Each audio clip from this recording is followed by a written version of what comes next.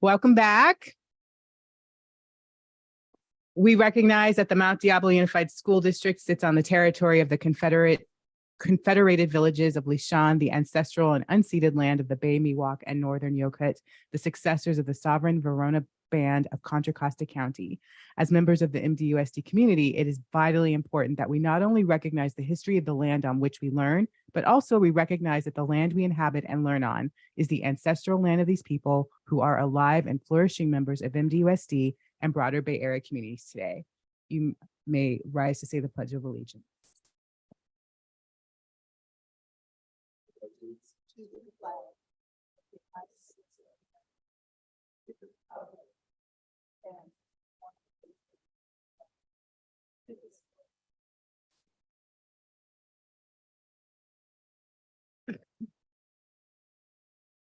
Six. Oops, let me get back.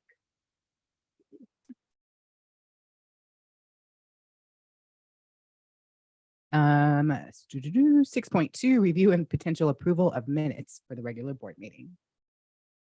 Any changes?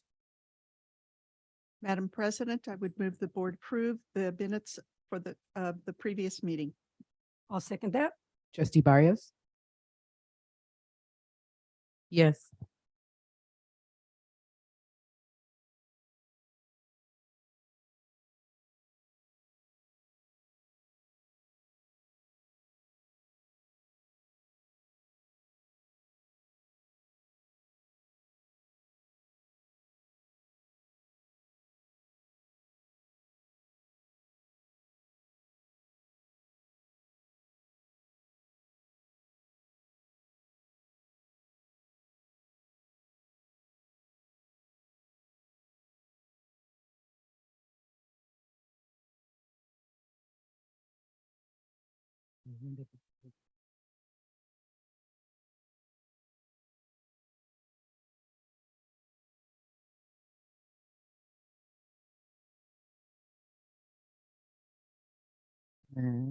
Oh, that passes with one absence. Do I need to say when we say the vote, do I have to acknowledge that Trustee McFerrin is absent in the vote? Okay, thank you. So passes 4-0. Okay, great. 6.3, review and potential approval of agenda. Any changes? I make a motion, we accept the agenda as presented. Second. Trustee Barrios? Yes.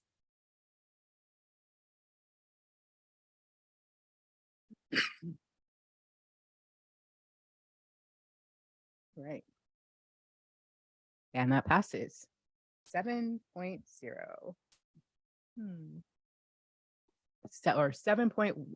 Report out on action taken in closed session. Negotiations, the board may discuss negotiations or provide direction to its representatives regarding represented employees pursuant to government code section 54957.6. We received information. 7.2, discipline, dismissal, release, or reassignment of public appointment, government code section 54957B1. We didn't have anything under that today. 7.3, existing litigation, conference with legal counsel, government code section 54956, MDUSD versus CVCHS et al. Contra Costa Superior Court case number MSC 15-00574. We received information and gave direction. 7.4, public employee performance evaluation, superintendent pursuant to government code 54957, information. And 7.5, appeal, repeat of kindergarten for student. We made a decision and the resolution will be reported back to the family. 8.0, public comment. Yay. So public comment, as long as the cards don't grow, you'll get the full 3 minutes this evening. And a reminder that the public may address the board regarding any item not on the agenda. I encourage folks to not repeat like what's said, because that would give you more time to say what's meaningful to you. If we've heard it, and you can say you agree with that, what was previously said. So I'll still keep it at 3 for now. Kit Pinovich. How do you luck out and always be the first one?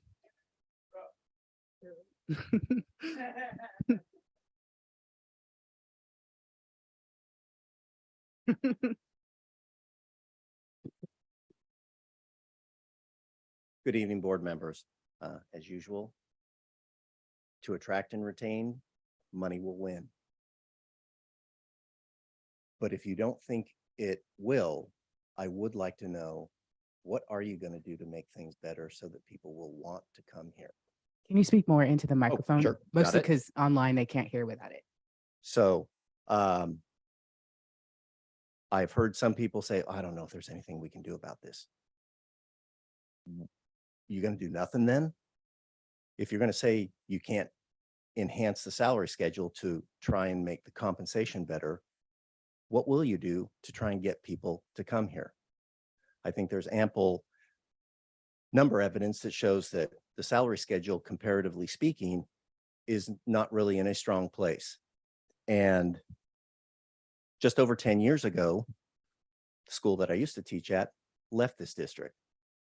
And when that happened, not all the teachers were super confident, but the people who led that movement said one thing: we'll always make sure that you're the same or better than Mount Diablo. That was enough for some people to go ahead and go for it. That statement is kind of a joke now, because we're not even close. And that particular school is at the other end of the handouts that I've given you, because they've gone ahead and valued their employees in such a way where they've increased their compensation. I hope that as the bargaining process happens, that you will remember, if you look at the organizational chart, you get to give direction. If you look at something and say, I don't like where our district's at, you can give direction saying, this needs to get better. You're not just a body to receive, you are a body to also give instruction. And I hope that you will keep that in mind, because we've lost a lot of people over the last year, and we've had to go to hiring people from outside the country, and we're still lacking, but somehow we got to try and attract people in here. And I would say the easiest way is enhance the salary schedule and the compensation that you provide for the employees. Thank you.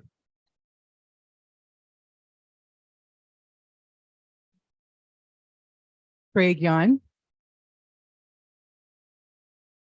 Craig. Yeah, I'm like, that's not my phone.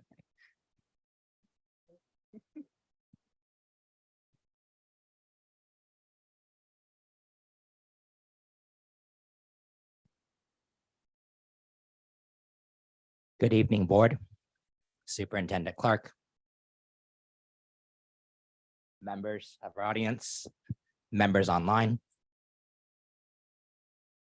Here once again. This is my 21st year in the district, the same district. Fortunately, we do have over 1,500 Medea employees. Unfortunately, vacancies this year are at an all-time high, with 12% of our Medea workforce having left the district, either through retirement or just leaving the district this past year. Fortunately, our teachers this year, we received a 2.5% increase on the salary schedule. Unfortunately, well, which was a 12% over the past 3 years. Unfortunately, at the same time, administrators received 21% during that same time period that you, the board, approved.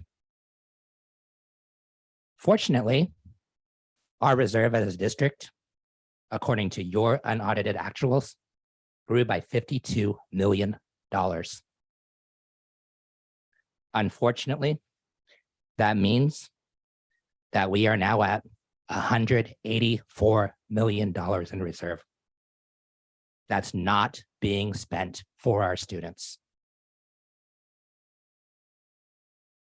Fortunately, you have the ability to change this. You have chosen at this point, along with Medea, to start our bargaining process sooner this year with our sunshine proposals being exchanged in October. Unfortunately, like I said, this is my 21st year in the district. Every single time historically, these negotiations have been drawn out. Fortunately, you can make an effort. Medea is over 1,500 strong. And our students deserve what? Our students deserve. I want you guys to make the choices that our students deserve in the negotiation process.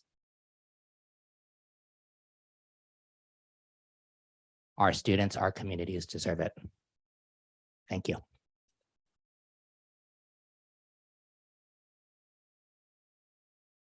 Jane? Hello, I'm here yet again. Jane Balshenlow. I teach over at Sequoia Middle School. This is my 30th year. I think I'm in the 30th year in this district. And it's been a pleasure teaching for my students because my students deserve. Thank you. There's a 7th grade new history curriculum, and I'm just now completing the first chapter. Yes, I'm slow, but they've learned what makes a good leader because that's the essential question. And they might even be writing to you, Mr. Clark, asking you to come in and speak to them about what makes a good leader. I have 2 of them writing to you right now. There was a 2% pay increase, yet I have to pay 4% in health benefits. That means that because I'm all the way over and all the way down, I will take a pay cut this year. I will not make more money. I will make less money than I've made in the past. You have $182 million surplus. There are a lot of us in this position that every time the health benefits go up more than our COLA does, we take a pay cut. Again, I love working in this district. I love working for my students. I love working at my school and with my staff. But our students. Thank you. Allison, I can't read the last name and I don't want to try. Thank you. Oh, because I can only tell the first 3 letters and that wouldn't be cool. So I'm Allison Fagee. I work at Concord High School. I'm here tonight on behalf of our students and staff. We are facing a teacher retention crisis, which directly impacts our students, not by not having qualified teachers in the classroom. At Concord High School currently, we have 3 openings in special education, 1 in science, and several other vacancies for other important staff members. Our school itself is lacking welcoming landscaping with dead weeds and squirrel holes all over the place. Our students deserve the best, not just the best education, the best facilities, the best opportunities. And the district leadership has the ability to offer some of this. They could use that $182 million and figure out some nice landscaping that isn't just weeds and dirt and squirrel holes all over the campus. Because when I walk on campus, I think to myself, man, why is there a pile of dirt in the middle of the sidewalk and it's not being taken care of? It's not a teacher's job to go out there and clean up the facilities and try to make the quad more welcoming, but our staff members have done that several times to try and have a visible campus that is welcoming because our students do deserve the best, as everyone continues to tell you.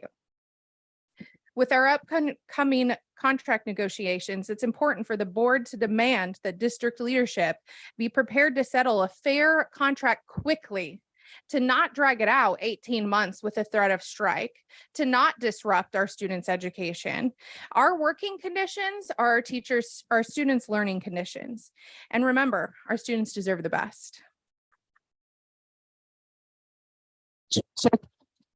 Collins.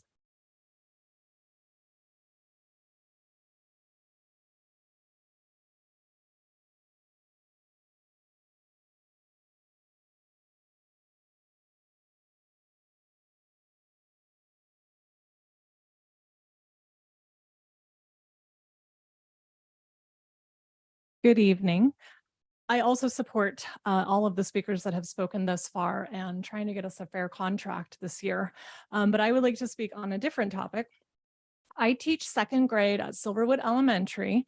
At our school, we have 3 classes that are over the contract maximum. I have 2 SDC students with IEPs in my class. Their IEPs call for them to be in general education for more than 33 1/3% of the school day, which means they count as 2 bodies when you're counting students. The sense I get is that our site is being told to pull these students back from the general education classroom and put them in a more restrictive environment so that someone somewhere can solve a master schedule problem. This is not good for students. Every year by the 18th day, September 5th this year, classrooms have been balanced so that there are no more than the contract maximum in each room. It shouldn't take that long. Students suffer when classes aren't balanced. This year, getting our classes down to the maximum has not yet happened. Our 3 classes are still over, and we have received no communication or explanation as to why this situation has not been resolved.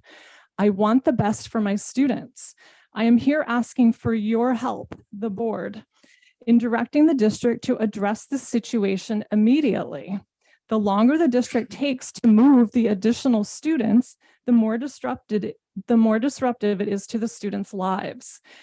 Class size overages make it especially difficult to give students the personal attention that they need and deserve.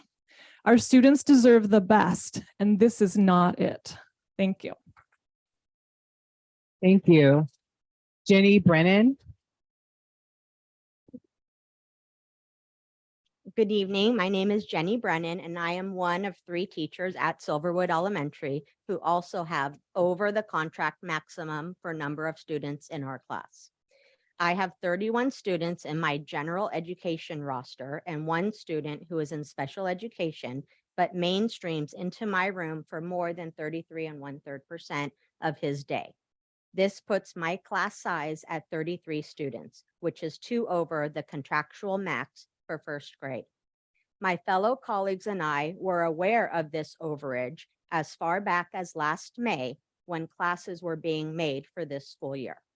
We asked many times and we were always told we had to wait until September 5th. Well, we waited and nothing happened on September 5th.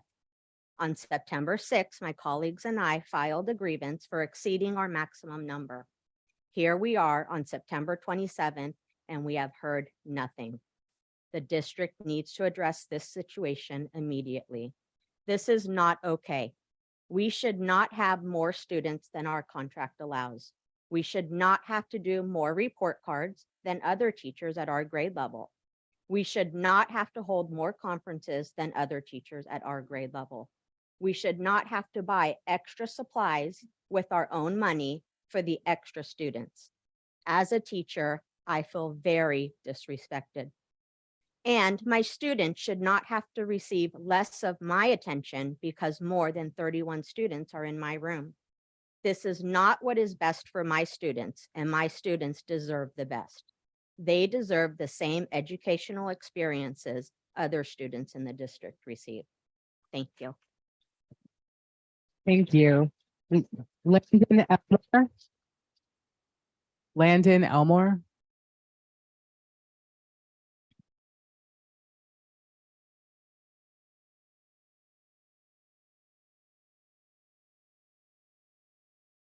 Hello, MD USD board members and Superintendent Dr. Clark. My name is Landon Elmore. I'm a 7th grade at Sequoia Middle School, and I'm here to tell you about my core class and my science class. Neither class has had a permanent teacher from the start of the school year, and it has affected me and my classmates' academics. We are not learning the same material as being taught in other classes. For example, in other classes, they have read The Outsiders, talked about Islamic accomplishments, and a pop-up book. And the Keep Inquiry notebook that goes with history, all things that my class has not done. In science, we had a retired teacher as a long-term sub, and we were learning what we needed to. However, after 30 days, he had to leave per district policy. Now we have another long-term sub. This is not a science teacher, and the learning is different.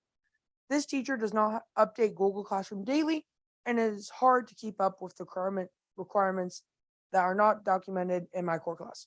However, we have never had a constant sub, and it's a new one every day. Last Monday, we thought we had a permanent teacher, but that was the first and last day we saw her. Friday, we learned she sadly left the school district. Not having a permanent teacher grading is not consistent, as many of my papers are being graded by other teachers or my vice principal, neither of whom know how things have been taught. Also, I have not been able to make connections like I do in other classes with the teacher. I am hoping the teacher is found soon. Thank you for your time. Thank you. Liz Tang. Liz Tang.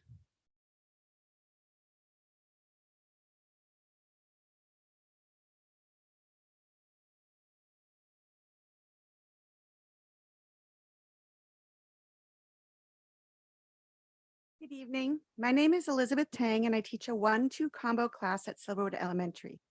Because I have 2 grade levels, I'm expected to teach to each individual grade level standards. Teaching a combo class requires double the work, double the prep, double the planning, and double the correcting on my part, with half the teaching and time per grade level, and little to no one-on-one attention per student. The total compensation I get for doubling my workload is 1 less student. Teaching a combo grade doesn't allow time to pull small groups or work with children individually. If I'm not teaching my first graders, I'm teaching my second graders. It's a lot of running back and forth and leaves me little to no time for individual or small group. I generally arrive at work at 7 a.m. and leave no earlier than 5 p.m. because I have hours of work each day. I have to be responsible for the implementation and instruction for all of the standards for 2 separate grade levels, including now fitting in SEL lessons. Even with 1 grade level, it's hard to fit everything in. 2 is impossible. Students are therefore missing out. My grade level colleagues have offered to take my grade level on various occasions so that I can focus on the other. However, 3 of my colleagues are already contractually over their legal limit of 31 of their own students. So taking my students really does impact them negatively. They are not equipped to have more than 31 kids in their class in terms of desks, books, and supplies. While combo classes might help your budget, they are not in the best interest of students, and our students deserve the best. Thank you. Jones. Lily Jones.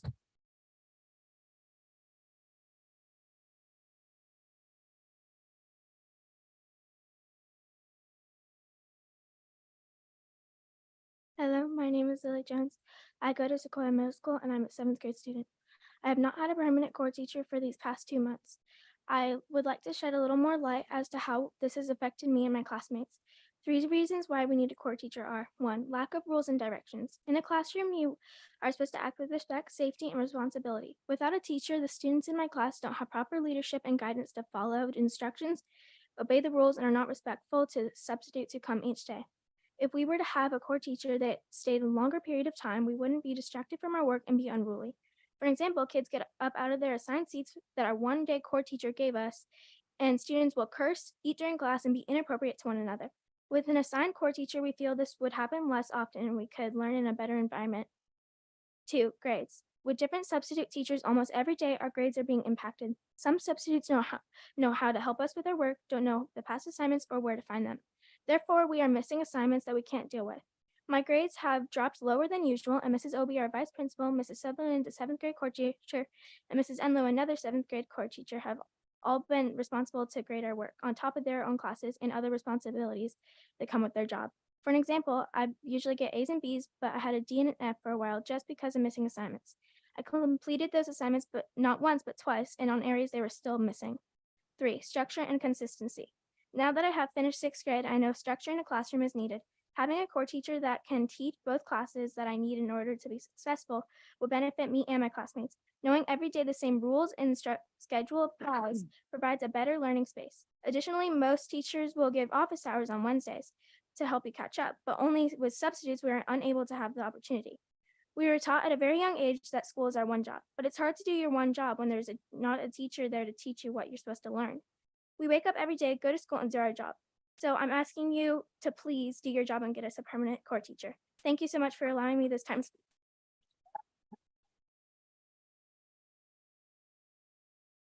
Thank you. Kevin Taylor. Kevin Taylor.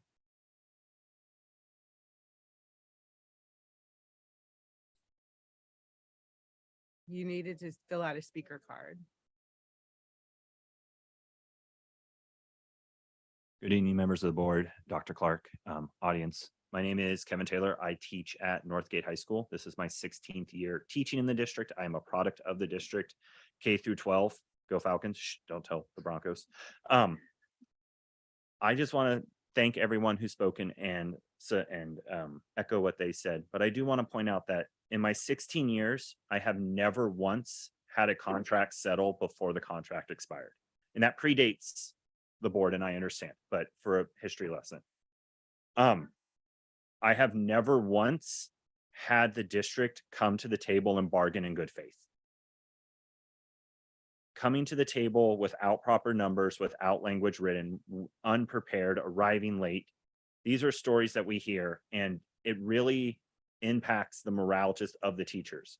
It's hard to feel respected when you know that your bargaining team is not being met on a fair and level playing field. So before we even get started, before the sunshine letters are out, I just ask that let's make this contract cycle different than any other contract cycle. Let's settle a fair contract early. Let's show the district, the students, the parents, the community, the teachers that together Medea and the board can come to a fair and just settlement and have as little impact on the education as possible. Thank you.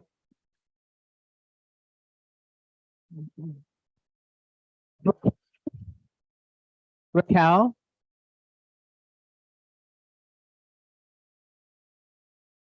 Oh, I'm a first grade teacher, and I know we can all agree that students deserve a quality education.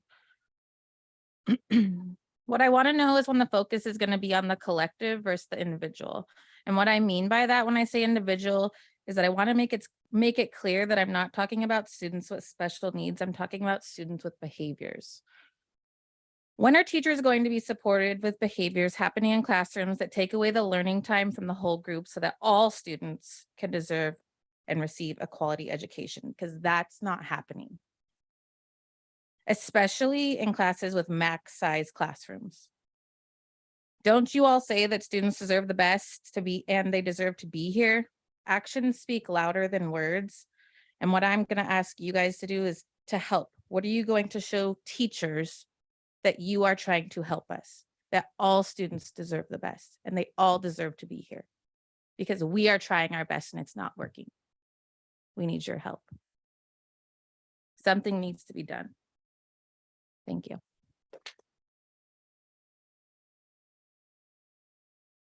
Karen Jenkins.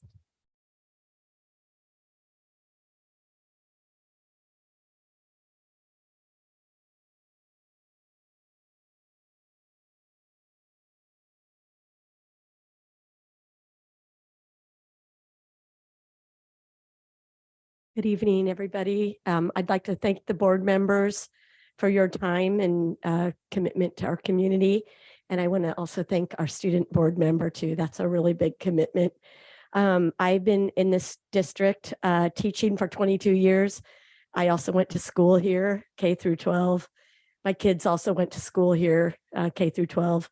And before I came to this district, I was in the Antioch district. Before I continue, I also want to thank Teresa Brand for supporting Northgate, and she recently sponsored one of my Donors Choose books, Just Mercy, and I want to thank her. And I love the district newsletter as well. I'm not actually here on behalf of myself today. I've been here many times over the years, and today I really want to speak out for some of the younger teachers than I, people who are in their first couple years of their career, especially through year 10. Also to my dozen little neighbors ranging from pre-K to 11th grade, because I think that we owe it to our newer teachers and to our children to do more than we have been doing. I did a little bit of research and I specifically looked at our pay scale, looking at the 5-year mark and the 10-year mark. And I did some comparison. Now I'm an English teacher, but I tried to put my math skills to work. A teacher going from 5 years to 10 years in the Walnut Creek School District will make 20,000 more during that same time period from 5 to 10 years than someone in our district. Someone at the Acalanes High School District will make 30,000 more during that 5-year period. The Antioch School District, 30,000 more. The San Ramon Valley School District, 35,000 more. The only difference is that we're a 185 day contract. 2 of those schools or districts are 186 day, and one is 184 days, and I forget the last one. Our last contract, ultimately, we had about a 10.5% increase. I'd like to say that that was a 3-year contract, but we all know it was really a 5-year contract because of the fall through on a tentative agreement that had been made. I want to request that the board please be fair at the bargaining table, like my colleague Kevin Taylor just said. We shouldn't need to get to fact finding. We shouldn't need to get to mediation. We shouldn't need 1,000+ marchers out here to get the negotiating team, which is an extension of the board, to take us seriously. Our teachers shouldn't need a spouse or a partner or a roommate to know that they have an opportunity in the future to own a home or to live on their own without having to rely on someone else's salary. The community letter, please don't send a letter saying that we're going to cut music and that we get 9 months to work and 3 If you months can off. wrap it up. Pardon me? If you can wrap up. Oh, your okay. time is expired. Because I know the amount of work that I do on Sundays is about 6 weeks equivalent of summer work. And I Thank think you. that's the same for everyone. Thank you. Thank you.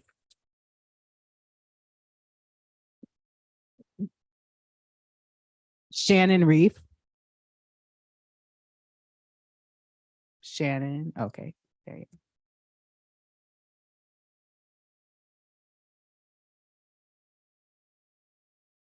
Hi there. I'm going to switch gears here for a moment. Good evening, everybody.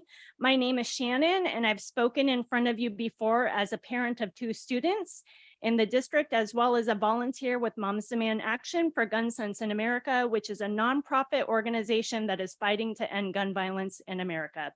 This includes ending daily gun violence like gun suicide, which makes up the majority of gun deaths in our country.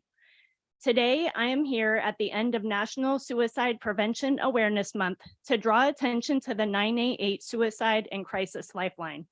Just like dialing 911 for emergency services, you can dial 988 to get mental health crisis and suicide prevention support. Surveys have shown that 4 out of 5 people are not aware of 988. So I am here to build awareness and to ask for your help in spreading the word. 988 can be dialed by anyone, anywhere, 24/7 to get connected to the help you need. 988 is free, confidential, and is available nationwide. 988 can be used by anyone experiencing a mental health crisis, substance abuse, emotional distress, or who have thoughts of suicide. People can call or text 988 and chat with a mental health professional in real time. 988 is a life-saving tool that can make an important difference during a time where every moment matters. And although 988 is a mental health crisis and suicide prevention hotline, you do not need to be in crisis to call. In fact, 988 workers encourage people to call and get the support that they need before you are in crisis. So if you or someone you know is in crisis, please call or text 988 or go to 988lifeline.org to chat with a person who can connect you with the support that you need. And I also want to thank the district for providing mental health resources and information on suicide prevention to students and parents. I'm grateful that the 988 number is listed on the back of my middle schooler's student ID, but for my high schooler, his student ID is electronic, so I want to ensure that 988 information is made available to the high schoolers in some other way. And I also want to ask that crisis information be updated to reflect 988 on the district and school websites. Currently, 988 is not listed as the number to dial, but instead lists the old National Suicide Prevention Hotline. On the district's website, I was able to find crisis information for families through the parent portal, then counseling services, then parent and community resources. For College Park High School, this information must be updated on the students page under the Wellness Center. And for Valley View Middle School, I wasn't able to locate this information at all. Although before the website was updated, this information was available on the homepage. So again, I want to thank you for your support in providing mental health and suicide prevention resources to the community. And I ask that you elevate 988 as the number to dial. Thank you. Thank you.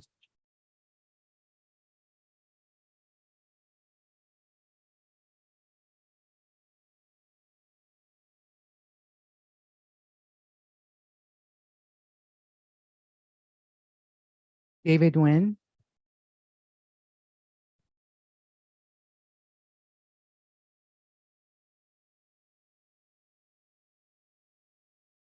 All right, thank you for having me. I'm tying myself also. My name is David Nguyen. I'm a CEO of a software company called Brain Technology, and I like to present, I guess, an opportunity to create STEM enrichment programs for high school students.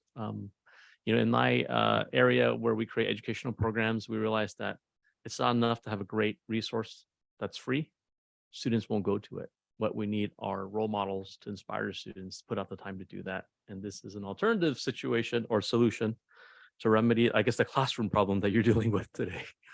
And so I guess wondering if the MDUSD has opportunities to, I guess, write grants or develop extracurricular programs in conjunction with public schools. There are many foundations that would fund this. And I'd be interested in talking to any teacher who wants to co-write a grant to bring funding to create that program.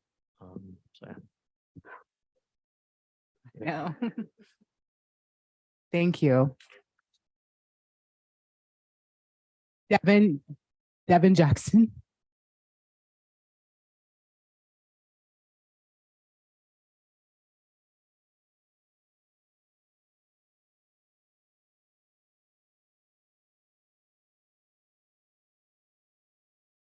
Hello, everybody. My name is Devin Jackson, and I'm here because I want to speak on behalf of Medea and on behalf of all teachers. And I want to ask for an increase in our salary. I would like to really say that we are all working incredibly hard to support each and every one of our students and your students and community students in the Mount Diablo Unified School District. And I also want to speak to our office staff members, the people that are on a day-to-day basis working on the front bit in the class, or sorry, in the office, to really be the face of the school and really support all of our community members. And they are underpaid and many of them underappreciated. And over at the school that I teach at, we lost 2 really wonderful office staff members. They went for better jobs, but meaning the higher on their way up to what their dreams are. But we need to increase the salaries for them so that we can hire quality office managers to support all of our students. I would also like to support our nurses and our people helping our nurses, even people that are supporting our diabetic students. Many of our nurses go to 3 schools a week, and if not, maybe more. And that is a lot of work. That is a lot of students, and they could use being either at 1 school, maybe 2 schools, but and then a caseload reduction would be great. And also, I have a little 3-year-old here who will eventually be in the Mount Diablo School District. I have a 7-year-old who's in 2nd grade over at Bancroft. And I live in Bancroft Village, so we will be proud MDUSD attendance people for many years to come. So thank you all so much, and Medea strong, and we're all educators, so let's help the students and teachers. Thank you. Thank you. 9.1 district organizations. At regular board meetings, a single spokesperson of each recognized district organization may make a brief presentation. Items are limited to those which are informational. Anita, is she first or only? Yeah, okay, Anita, go ahead. Good evening. My name is Anita Johnson. My pronouns are she and her. I am the president of the Mount Diablo Education Association, and our students deserve the best. We are a united group of educators working together to improve the learning conditions of the students in this district. Later this evening, or maybe tomorrow, or maybe next week or next month, someone in this room will think seriously about what this district can do to improve learning outcomes for our students. When you are looking for these answers, please go directly to the educators who work with the students every day. These are the people who care deeply about these students and want them to succeed. These are the people who have relationships with the students. What you will hear when you go to the educators is that it is all about relationships. Students have positive educational experiences when they believe that the adults care about them. Students learn when an adult makes a connection with them. Building relationships with students is not easy, and it is not quick. It takes time. The district could support these efforts by planning for and funding lower class sizes. Fewer students in a room makes the space for strong relationships, more meaningful connections, and a more welcoming atmosphere. Lower class sizes is essential for improving outcomes for students. Even more important, as we heard from two fabulous student speakers this evening, is the need to make sure there is a teacher in every classroom, an educator in every position. All indications are that the teacher shortage is going to get worse. The district needs to take strategic steps to become more competitive.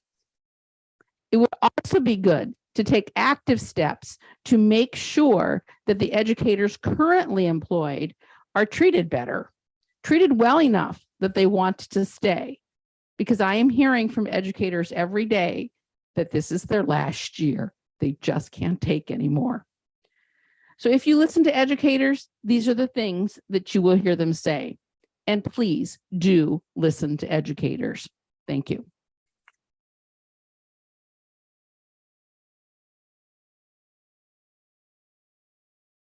Now to the marathon. 10.0 recognitions and resolutions. 10.1 review and potential approval of resolution 2324-12 in recognition of Disability Month. We'll wait. Yeah, thank you.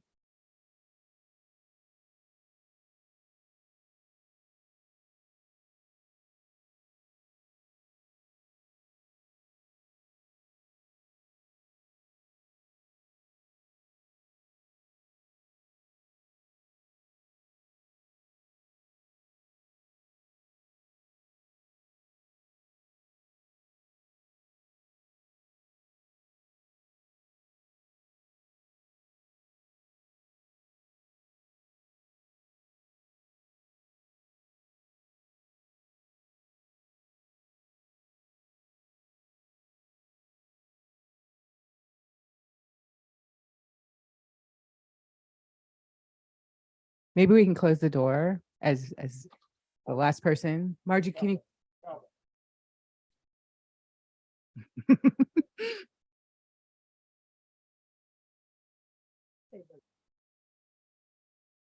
Thank you. Okay, recognition of Disability Month.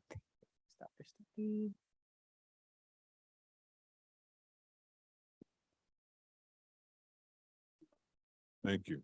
So very, very excited and happy and honored to present the following resolutions, and we do have a few. So please bear with us. We're going to be speedy through this. So first, our first resolution for this evening is Disability Awareness Month, which is the month of October. And whereas throughout history, a significant number of people with disabilities have been recognized nationally and internationally as positive role models for their contributions in many fields. And whereas enhanced knowledge, perceptions, and understanding of disabilities and people with disabilities will be beneficial to all district employees and students. So now, therefore, be it resolved by the Board of Education of the Mount Diablo Unified School District that all schools in this district be strongly encouraged to teach about and celebrate disability awareness during October 23 and throughout the year. Madam President, this resolution is now in the hands of the board. Thank you. Madam President, I move the board approve the resolution 23-24-12 in observance of Disability Awareness Month for the month of October 2023. I'll second that. Trustee Barrios. Yes.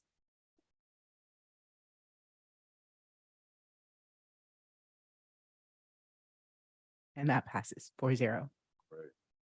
On to the next one. All these resolutions are extremely important. And so just want to give each of them their equal respect. Dyslexia Awareness Month is also October 23.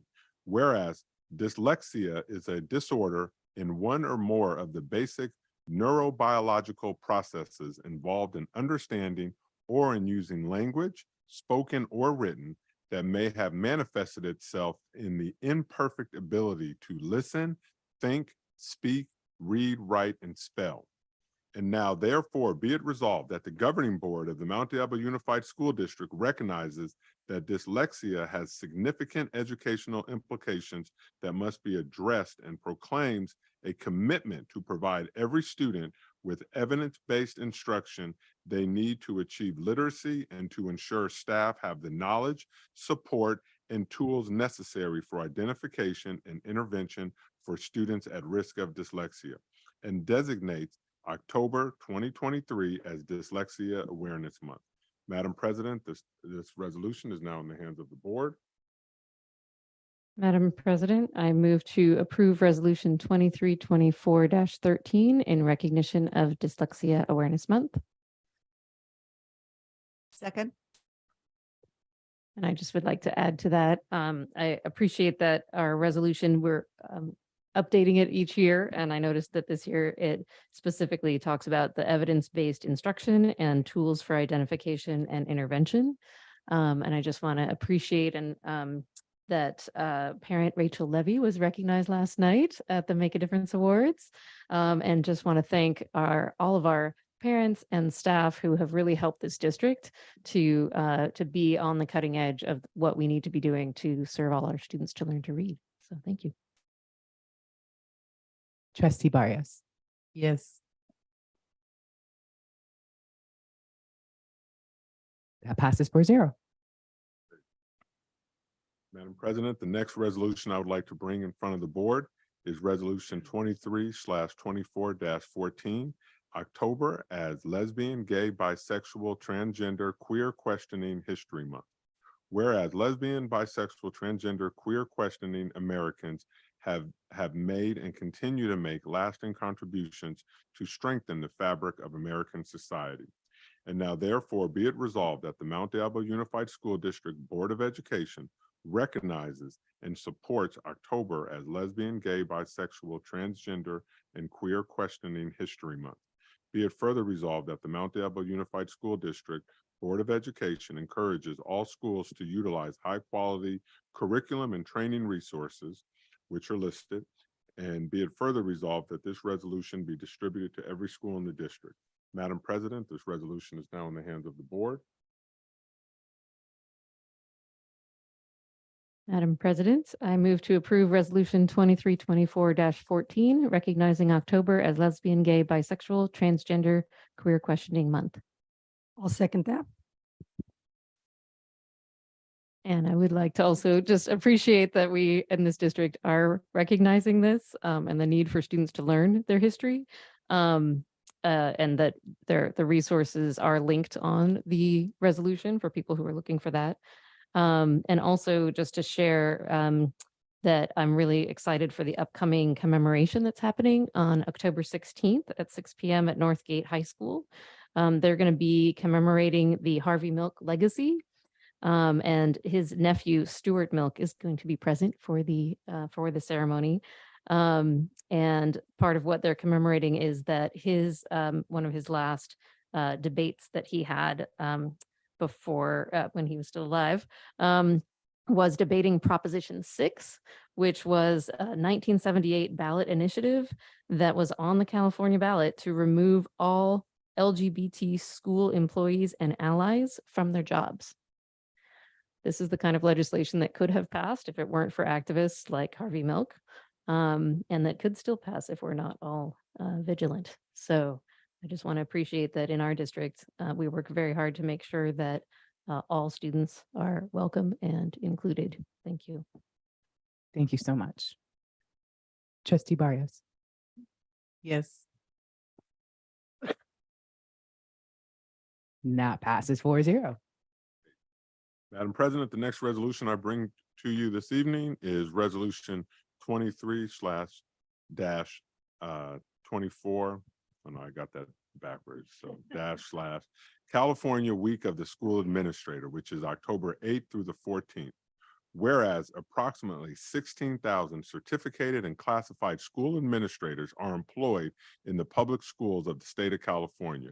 And whereas the title school administrator is a broad term used to define many education leadership posts, which includes the district executive team, principals, assistant principals, special education and adult education leaders, curriculum and assessment leaders, school business officials, classified educational leaders, and other school district employees.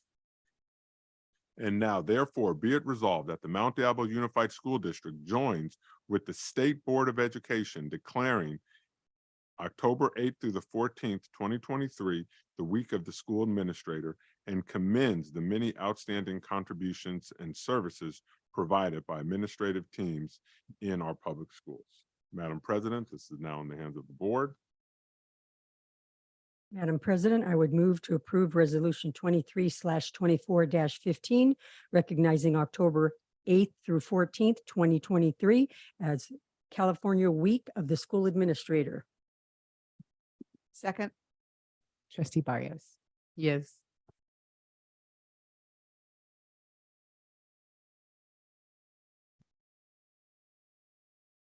And that passes. 10.5. This is Resolution 23/24-16, recognizing Filipino American History Month. Whereas it is necessary to instill in our youth the importance of education, history, and self-determination in creating eminent role models, in establishing a proud cultural identity, and producing exceptional citizens of this nation. Whereas today, the Filipino American community is the second largest Asian American group in the United States, and with an estimated population of 4.5 million people, and the third largest ethnic group in California after Latinos and African Americans, making up 4% of the district population. And whereas efforts should continue to promote the Filipino American history and culture because of the roles of Filipino Americans and other people of color have been previously overlooked in the writing, teaching, and learning of United States history. Therefore, be it resolved that the governing board of the Mount Diablo Unified School District proclaims October as Filipino American History Month, and that all educational sites are encouraged to commemorate this occasion accordingly with appropriate instructional materials, discussions, presentations, and projects. Madam President, I leave this resolution in the hands of the board. Madam President, I move to approve Resolution 23/24-16, proclaiming October as Filipino American History Month. And I also just want to recognize that our County Teacher of the Year from Mount Diablo is one of those amazing role model Filipino Americans, Mr. Joseph Alvarico. Second. Trustee Barrios.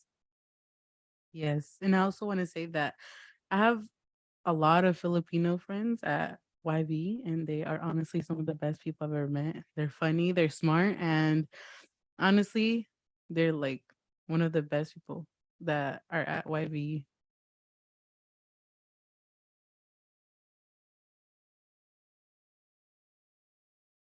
That passes 4-0. Next resolution.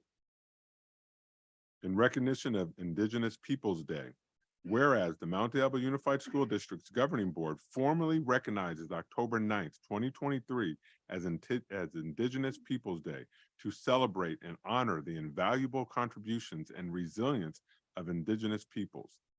And now therefore be it resolved that the Governing Board of the Mount Diablo Unified School District, fully endorsing the significance and meaning of California Governor Newsom's proclamation, hereby recognizes October 9th, 2023 as Indigenous Peoples' Day.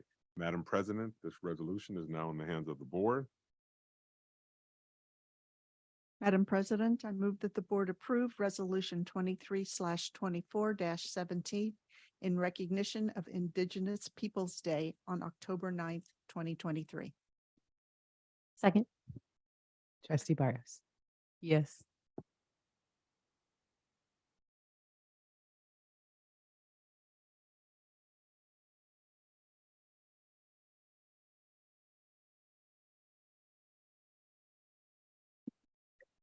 That passes 4-0. All right, there's two more to go, folks. Thank you, though. These are all very important. Resolution 23/24-18, Anti-Bullying Awareness Month, October 2023. Whereas the Mount Diablo Unified School District Local Control Accountability Plan goals indicates all students will receive a high-quality education in a safe and welcoming environment. And whereas the Mount Diablo community is committed to supporting the young people in our schools as they make positive choices that lead to successful futures. Now, therefore, be it resolved that the Mount Diablo Unified School District Board of Education declares October as Anti-Bullying Awareness Month, and the superintendent and other appropriate staff will initiate anti-bullying activities at all schools among all students to be planned, coordinated, and implemented by the individual school site students and staff. Be it further resolved that the Board of Education encourages parents, guardians, and the community to support the work of the students and staff. Madam President, this resolution is now in the hands of the board. I would make a motion to approve Resolution 23/24-18, Anti-Bullying Awareness Month. Second. Trustee Barrios. Yes, and I also like to say that I don't think there's enough like awareness about bullying, because when I was like in elementary school, there were kids that used to be bullied, and there weren't that many like things they could do to help it, because they would tell teachers and tell parents, but nothing would happen. But I was talking to a girl I babysit who goes to YV Elementary, and she says that it's gotten better and that she actually like enjoys going every single day. Even if it's the weekend, she wants to go back to school.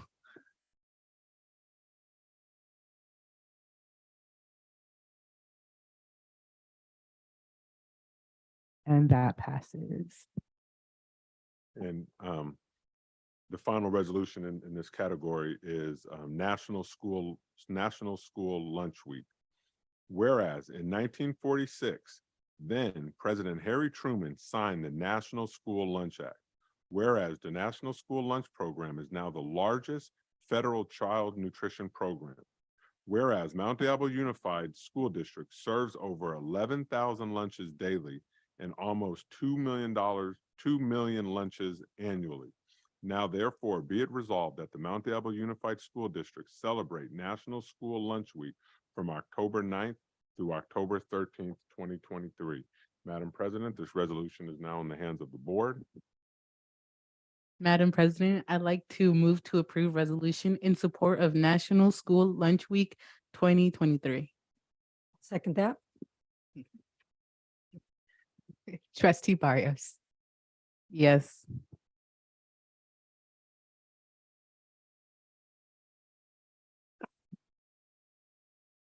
And that passes 4-0. Before we move on, before we go to the boring one, the businessy ones, I just want to us to acknowledge, like, that was a nice, 8 solid resolutions. October is a very hopping month, and there are many of these recognitions we still can't take for granted that we've been able to do them without any brouhaha right now, because that is our extremely inclusive culture, or at least the intent of that we are cultivating in our district, allows us to do everything possible to make everyone feel seen and a sense of belonging. So I just really appreciate this board and Miss Dr. Clark and our district. 10.9. No offense to whoever's resolution this is. So, Madam President and Board, item 10.9 is review and potential approval of resolution for personnel with provisional internship permits. Currently, we have 3 employees who meet the minimum requirement, but they do need additional time. So we're asking for consideration of approval of this resolution. Madam President, I move that we approve the provisional internship permits as presented. I'll second that. Trustee Barrios. Yes.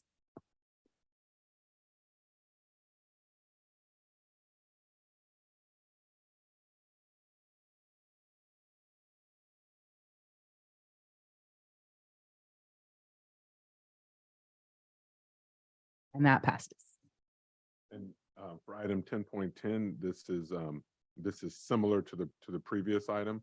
However, this is one that recognizes personnel with variable term waivers.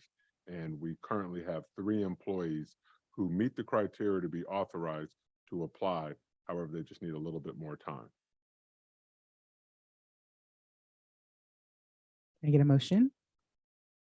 I'll make a motion to approve the variable team waivers or term waiver. Second.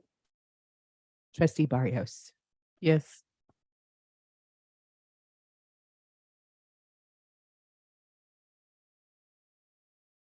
And that passes. Right. So this next resolution is it authorizes the board to assign a multiple subject or standard elementary credential to an individual to teach any subject in a departmentalized class below grade 9 if the teacher has completed a minimum number of units. And so currently we have 2 employees who meet this criteria. So we're asking for review and potential approval of the board to authorize local assignment options. Madam President, I move to approve Board Resolution 2324-22 to authorize local assignment options, EC 44256B. Second. Trustee Barrios. Yes.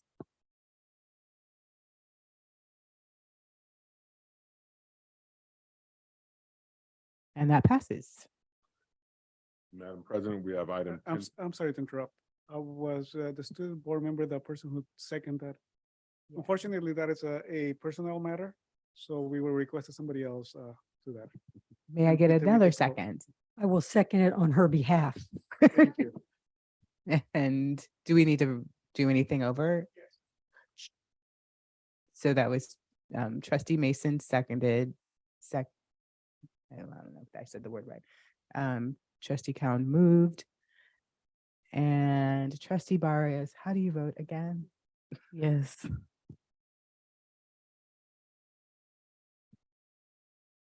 So, Madam President, 10.12 is essentially the same resolution. However, this is for our secondary credentials, and we have 3 teachers who are in need of this support.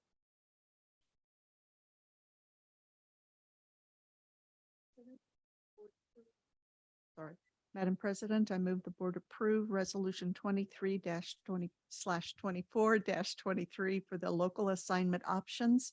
EC 44258.2 for our secondary teachers. Second. Trustee Barrios. Yes.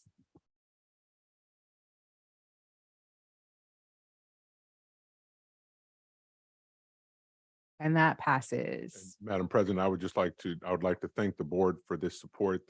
All these 4 resolutions help to get adults in front of in the classroom in front of our students.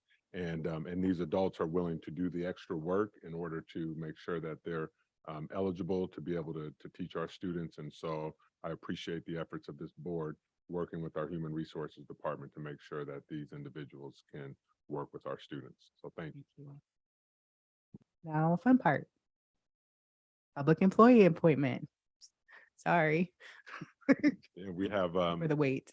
just so we know, we have our human resources team is at the AXA Human Resources Conference, and so they are learning the latest skills and processes to hire and to retain employees. And I know that human resources folks from throughout the state are all coming together and all sharing in the same challenges that we all have in finding high quality employees. So with that, we have Ms. Calbeck, who has stepped in to bring this next item. Good evening, President Zalwi, trustees, Dr. Clark. It is my honor to represent HR tonight and bring these 2 employees, these next 2 items to you. So the Human Resources Department is bringing for the board's review and potential approval the appointment of Stacy Campbell as the principal at Mountain View Elementary School. For the past decade, Stacy has been working in the San Ramon Valley Unified School District as an elementary teacher, a multi-tiered systems of support liaison, summer school principal, and most recently as an assistant principal at Golden View Elementary. Stacy holds a bachelor's degree in psychology and a master's degree in teaching. She resides in Martinez with her husband, Kevin, and 8-month-old daughter, Samantha. With this, I leave the appointment in the hands of the board. I move to approve the appointment of Stacy Campbell as principal of Mountain View Elementary. Second. Trustee Barrios. Yes.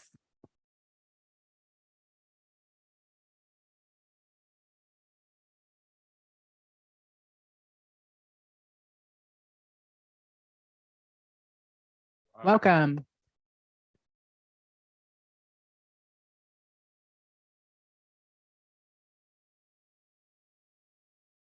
Hi, Dr. Clark and the board. I want to thank you so much for this opportunity.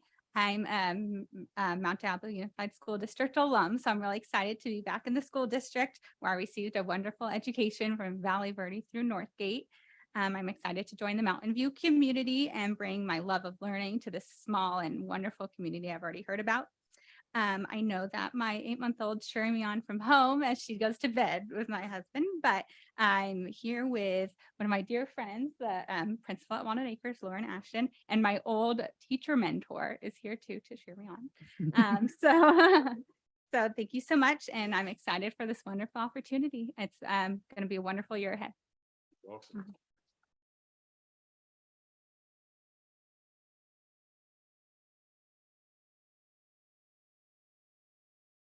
Okay.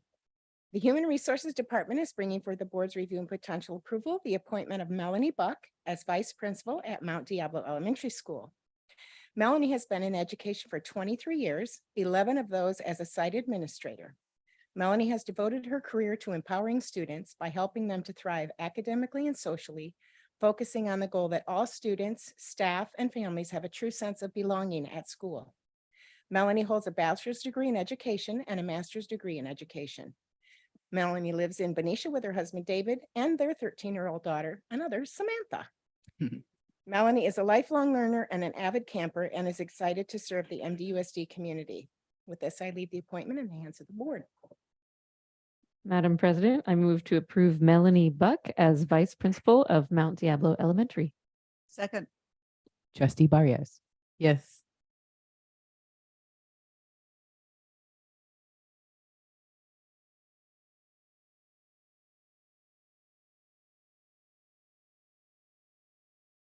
Welcome.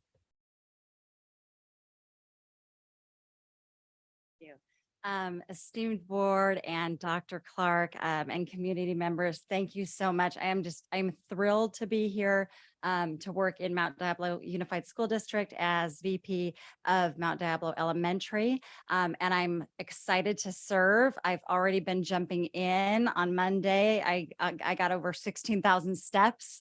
And one of my second graders told me that I'm already doing a great job at pickup in replacing another teacher. So I'm just, I could not be more excited to work with Sarah Harris. By the way, great job. That's an excellent pickup.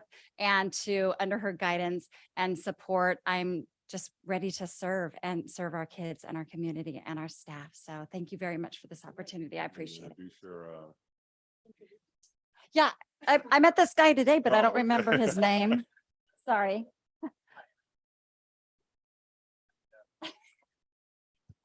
oh, I thought that was your husband. I was serious when I said I met this guy.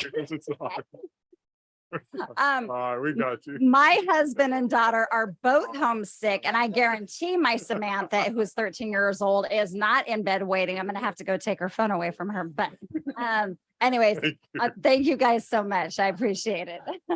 Congratulations.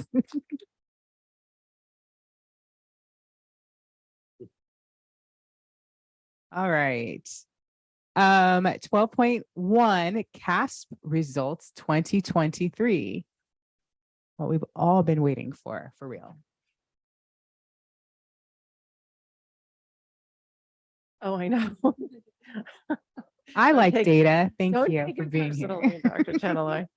Good evening, board trustees, Dr. Clark.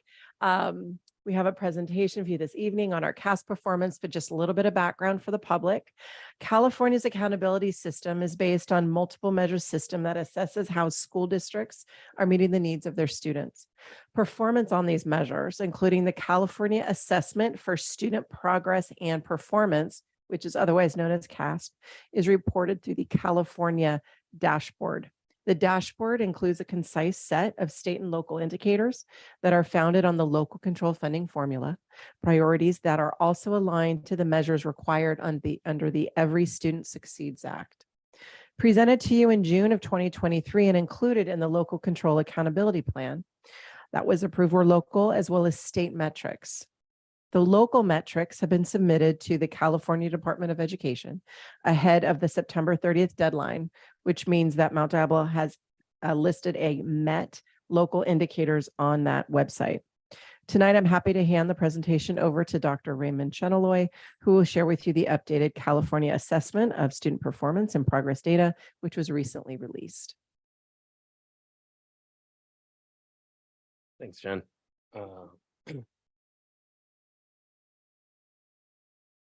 All right. Good evening, Dr. Clark, board, and MDUSD community. As Ms. Sachs had said, I am here to present on the 2023 CASP performance. So this was the assessment that was taken at the end of last school year and during the springtime. And then so for the CASP, the California Assessment of Student Performance and Progress, the CASP shows how well students are performing in the subjects of ELA, English Language Arts, Literacy, Mathematics, and Science. So all students in grades 3 through 8 and grade 11 take the Smarter Balanced Summative assessments. So those are the ones that encompass the English Language Arts, Literacy, and Mathematics under the Smarter Balanced Summative assessments. The only students that are exempt from taking those are English learners who have been enrolled in a school in the US less than 12 months, and it's only for ELA. So they do take the math and they do take the science if they are eligible for it. And also students that are enrolled or assigned in grades 3 through 8 and 11, whose IEP team has designated them to take the CAAs, which are the California Alternate Assessments. And then students that are in grades 5, 8, and once in high school. And we normally have them we have students in high school take in grades 11 will take the science test, and any students that haven't taken the science test in grade 11 take them in grade 12. And that's the California Science Test. So you might hear the acronym of CAST. Yep. And then it's the same thing if the IAP team designates those students that will take the science test, they will take the CAA science. So this aligns with our LCAP goal. Goal number 1, all students will receive a high quality education in a safe and welcoming environment with equitable high expectations, access to technology and instruction in the California state standards that prepare them for college and career. So we use these CAST results as a way to measure progress and performance, particularly at the end of the year, but we also use it as a way to utilize our educational services and guide our instruction based off of the California state standards. So in ELA, in our English language arts literacy, you can see that, and I do not believe this pointer works on a screen, so I won't even bother with that. That 46% of students have met or exceeded grade level standard. So they were either a standard exceeded or standard met, and we have 54% that were nearly met and nearly met or not met.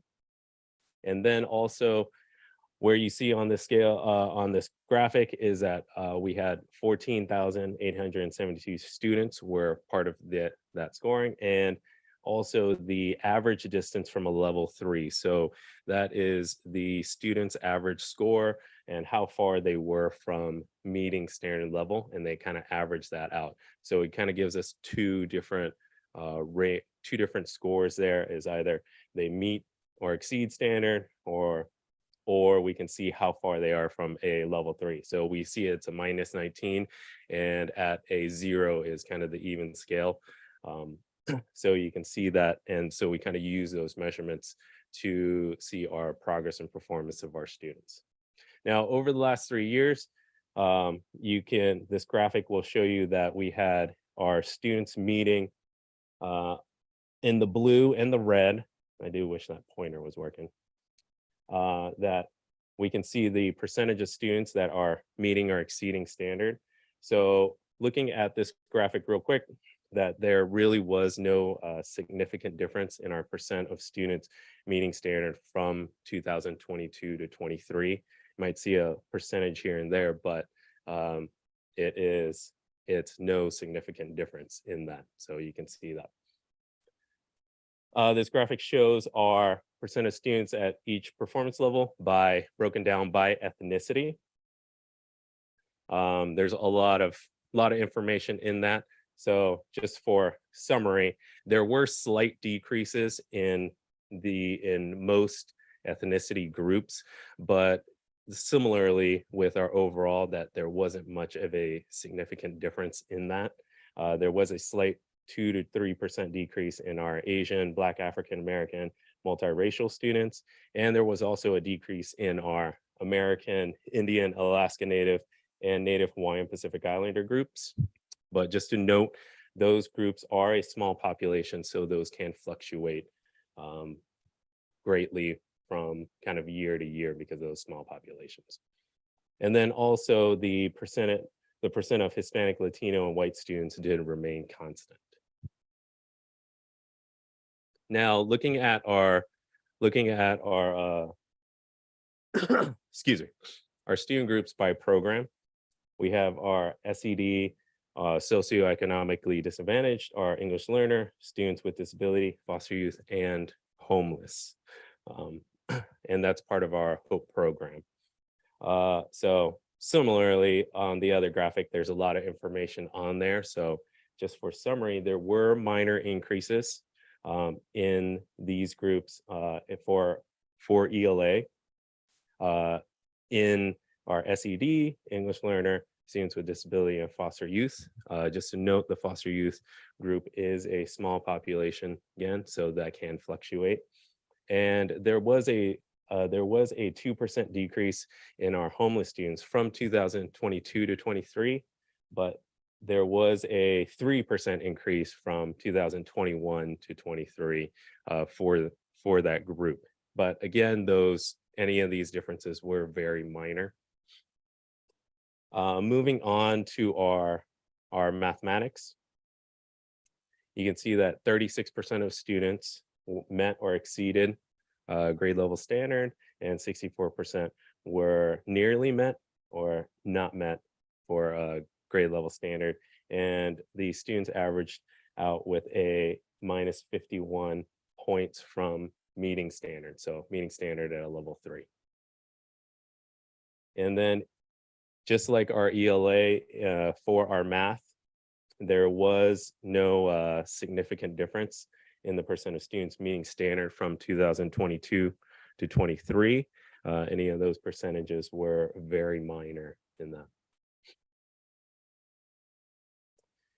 And then, so you can take a look at the graphic for broken down by ethnicity for our math performance. And there was minor increases in the groups for Asian, Hispanic, Latino, Native, and Native American and white students from 2022-23. And there was a decrease in our American Indian, Alaskan Native, Native Hawaiian. Excuse me for that. That Native should have been taken out on that first sentence because it was in Native Hawaiian, Pacific Islander. But again, those groups are small, so they can fluctuate in that. And then for our Black, African American, and multiracial students, those did remain constant. For our programs, SED, English Learner, students with disability, foster youth, and homeless, you can see this graphic that shows those 3-year comparisons as well. And over those comparisons, there were minor increases across most of the student groups. In SED, English Learner, students with disability and homeless. And there was a decrease in the foster youth, in our percent of foster youth students. But again, that population is that one is one of our smallest ones, and that can fluctuate quite a bit. Moving on into our science, we had a 32% of students did meet or exceed grade level standard, compared to our 68% that were standard nearly met and standard not met, with a minus 14 points from an average distance from a level 3 of meeting standard. We shall note that there was a 4% increase in the percent of students meeting or exceeding standard in 2023 compared to 2022, as there was 28% of students that had met standards. So we did have a 4% increase in that. So just in summary, from 2021 to 2023, we have gone through quite a few transitions.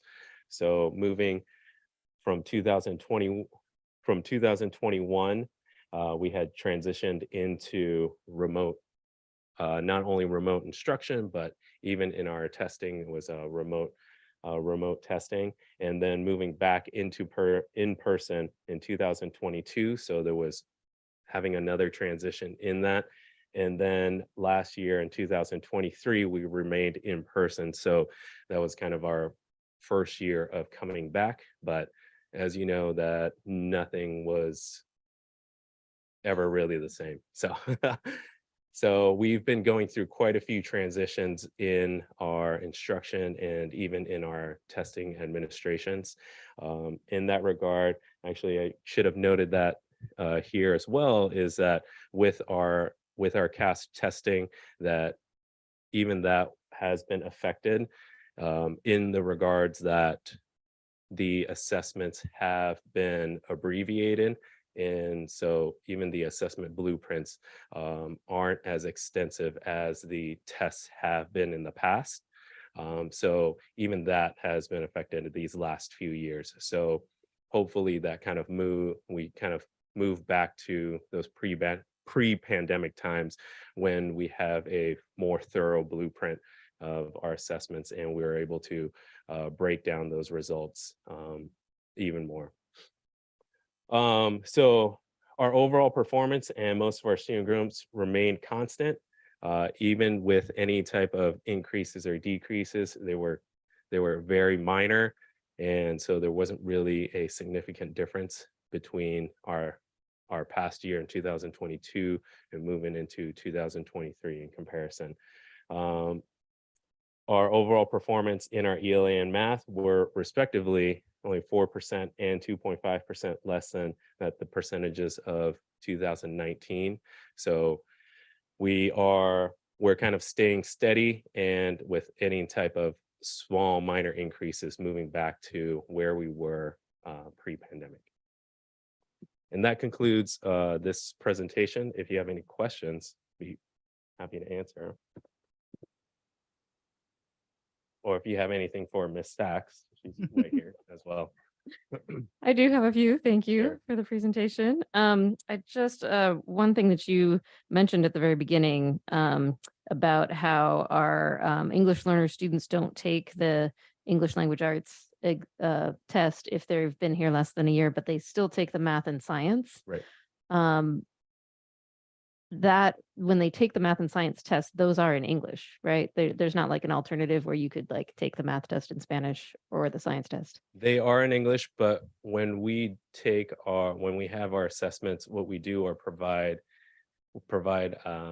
resources such as designated supports or accommodations, and those are identified either in the students' IEPs, they're also identified in their 504s, and some are provided by either the teachers or the principals that best know the students and their supports that they're very comfortable in using, and they normally use for their assignments and their assessments. And then so in that regard, it is for EL students, they have many language supports, such as like a bilingual dictionary, stack translations. So those are assigned for those students when they take the math and the science tests. So it helps with language supports. Okay, thank you. Yeah. And then my other question was, so it looks like I was happy to see the increase in science. Maybe that's the new curriculum starting. I don't know. But when you, at the very end, when you were comparing to 2019, there's no comparison to science. Is that because the science test hadn't started yet? I forget what year the science test Yeah, started. so the science test we were taking, it was during that whole time where it was going from a field test to an operational test, and it was all during those times. So even with the first time we had taken it was, I believe, was 3 years ago, but even those scores were considered. We received some scores, but it was with a giant asterisk of Preliminary test. Yeah. exactly. Okay. And then so it didn't help with the pandemic of trying to administer a kind of a new test in that too. Right. Okay. Great. So it looks like overall we've just kind of stayed level, which is great news in terms of we haven't had a decrease over this time. That's been a very difficult time. But it looks like we are still lower than we were in 2019, 4% less in ELA and 2.5% less in math. So that's our job to bring that back up. That's what we're working on. Thank you. Any other I questions? have a question. Do you have a question? No, go ahead. You go first. So is our data similar to other districts in the county and across the state, or have you had an opportunity to look at other districts as well? So the data it's been made public for each of the sites, but it's just been released to us. So we haven't had a chance to see in comparison to other districts or even at the state level, but looking at past trends, it's been a similar case where right after pandemic, the percentages in students meeting standard had dropped and we experienced something very similar, and there's been a slow increase of getting back to that. So once that is released, we'll be able to see that. And this is something that what Ms. Sachs had mentioned was the California dashboard that is going to be released. They told me in September, but then it was pushed to October, and now I believe it's December. So in December, that is kind of when all the results will be released publicly. And then we would be able to see kind of our state comparisons. And if we were looking at school districts in our surrounding area, we would be able to see those in comparison as well. So when you said if I understood correctly, you were hoping there would be a return to the robust data reports that were available before or in 2019. What are you specifically talking about? So prior to the pandemic, we were able to get not only our overall performance scores, but they also are broken down into different claims. And so that we can kind of use that and we can see our performance in different claims. For example, in ELA, we can see it in writing and in reading more specifically. However, with the last few years, it's been an abbreviated blueprint. So it's been kind of a shorter test, and statistically, they haven't been able to show us or we would be able to have that type of data. Now, students would receive their data specifically in their student score reports, but as an aggregate, they can't release that to us statistical purposes. So then it doesn't provide us with as much information when we're trying to analyze that and really use it within our sites for instructional purposes and improvement. So we just see this overall performance scores like what I presented even for our sites. Thank you. Yep. Thank you for the data visualization. I like the different ways that you show it. It makes it very easy to see the variations over time and whatnot. So I appreciate the colors and the bars and the numbers. We can see that in 2020, 21, in most cases, about half or sometimes less than half of total population and subgroups took the test, because that was that year. I'm curious, when we compare, do you know off the top of your head if last year around almost 15,000 students total took the test, how that compares to 2019, which has been the last real year? Yeah. Oh, compared to Like the number of 2019? students, Yeah. So percentages wise, it was a lot closer to that. And as you can see with when we were testing remotely, and even when we came back, our completion rates were affected by that quite a bit. And we shoot for a 95% and up completion rate. And now that is going to have an effect on our scoring as well. So we've made it so that we really pressed upon our sites to reach that threshold. So they did a lot better. And also, minus our COVID protocols, that students were able to come in and test. That was a real obstacle and challenge in that past year, because once a student was under that protocol, they were out of school for so many days until they cleared. And within our testing window, we might have missed them. So our numbers have gone up quite a bit in that regard, in our rates.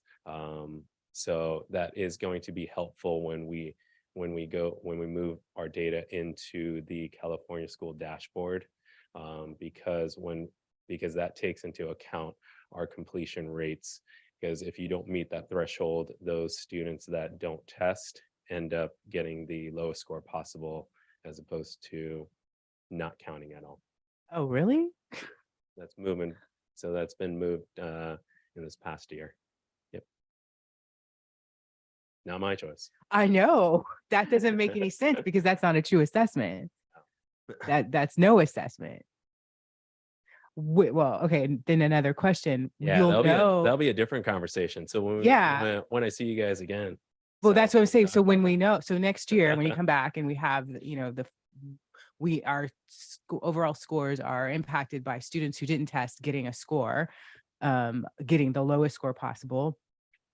Will you be able to disaggregate those students from the overall scores? Well, do you think the data will come back in a way? Yeah, we'll be able to see. That's something that Ms. Sachs and I just talked about, and making sure, checking our sites that met that completion rate threshold and how much of an impact that had on those sites, as opposed to the ones that didn't reach that completion rate threshold. So I can see it's more of a accountability tactic than a performance score kind of analysis. Thank you. Be sure to remind us next year. So when the dashboard is released, then I'll be presenting on that as well. Thank you. Any other questions? Thank you. All right, thank you. 12.2, right? Yes. Annual report by the 2018 Measure J Citizens Bond Oversight Committee.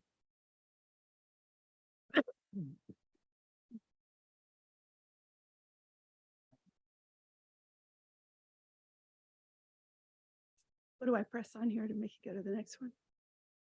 Oh, got it. Okay, thank you.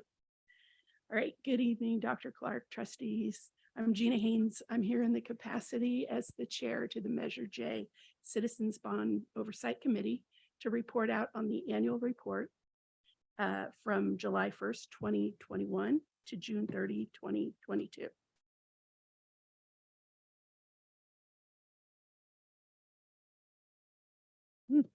Got it.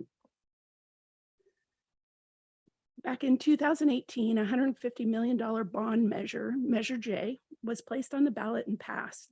The ballot measure proposed improvements to district facilities in the area of enhanced HVAC, safety and security, IT upgrades, and improved campus access. The wish list of projects was quite extensive, but thanks to an updated facilities master plan and priorities set by the Board of Education, a specific project list was developed. To date, the district has sold $95 million in Measure J bonds, and this fiscal year expended just over $400,000, and through March 31st, 2022, $2.2 million. So additionally, about $500,000 in interest was earned on Measure J bond funds to date. Just to rationalize those numbers, we had a significant slowdown of projects due to COVID, district vacancies, and then there was quite a bit of additional work to get the facilities master plan up to date and a specific project list. So this is a current list of our members. Just recently, we filled 2 positions.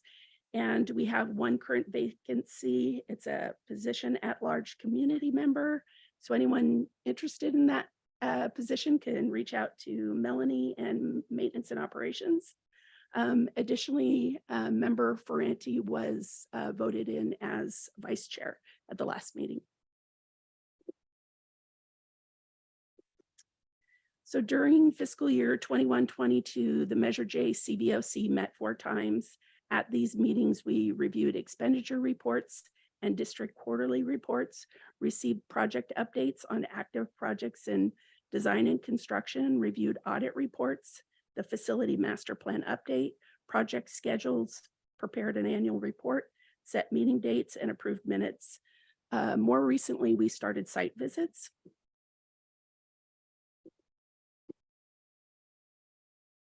In conclusion, the 2018 Measure J Citizens Bond Oversight Committee has not uncovered any deviation from Prop 39 requirements for the annual report from July 1st, 2021 to June 30, 2022. However, the Oversight Committee does have some concerns, and tonight's our opportunity to bring these up with the board.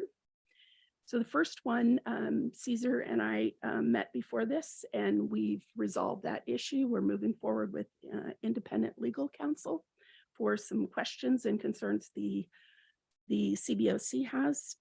The second item, we would like the board to consider an expanded performance audit, such as a program effectiveness and result audit.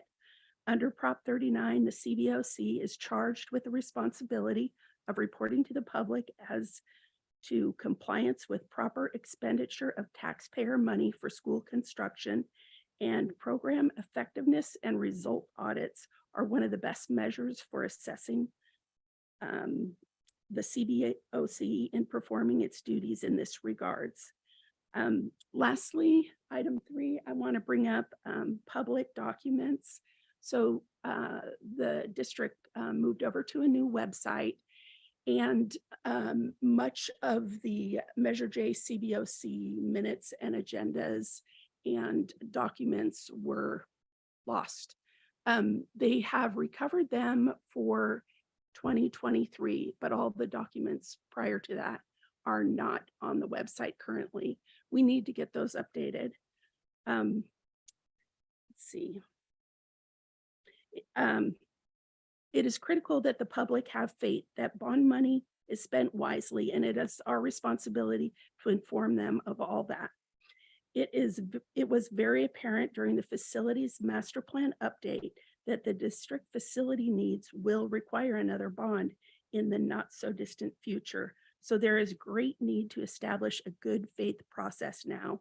And that includes keeping those public documents up to date. So I urge the board to please take note of our concerns. Thank you. Thank you. Any questions or comments? Thank you so much. I lost my place. 12.3 facilities update HVAC.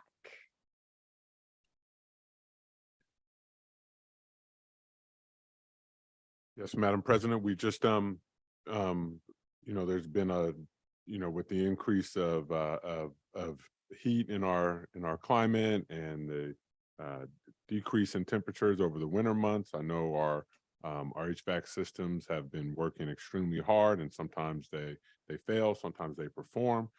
We've asked Ms. Coslow to come here and give a formal update to the board on our HVAC systems and to give an update. So this is just an information presentation. Ms. Coslow.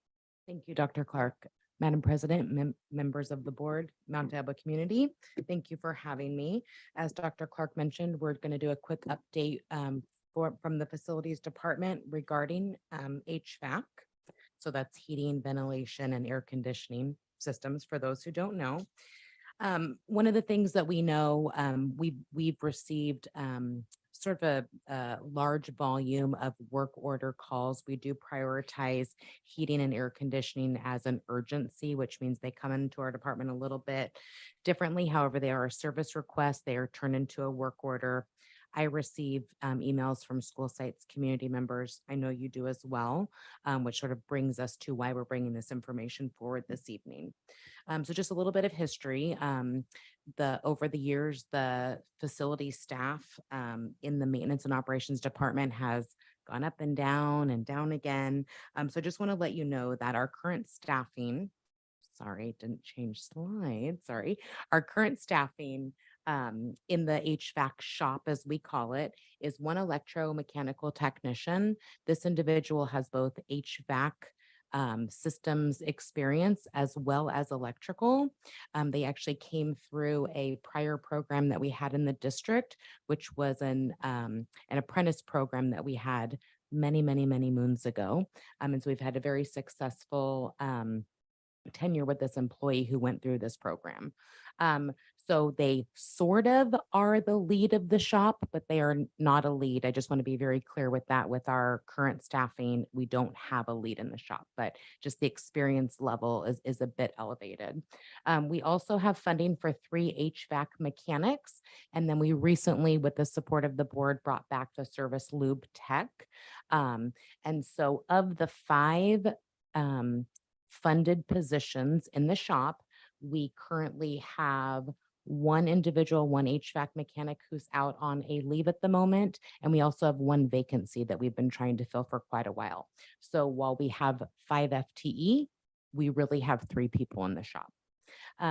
Due to the sort of overwhelming amount of service calls that we've been getting the last several years, we have been receiving outside support. So we have multiple vendors, contractor service vendors that help us on a regular basis.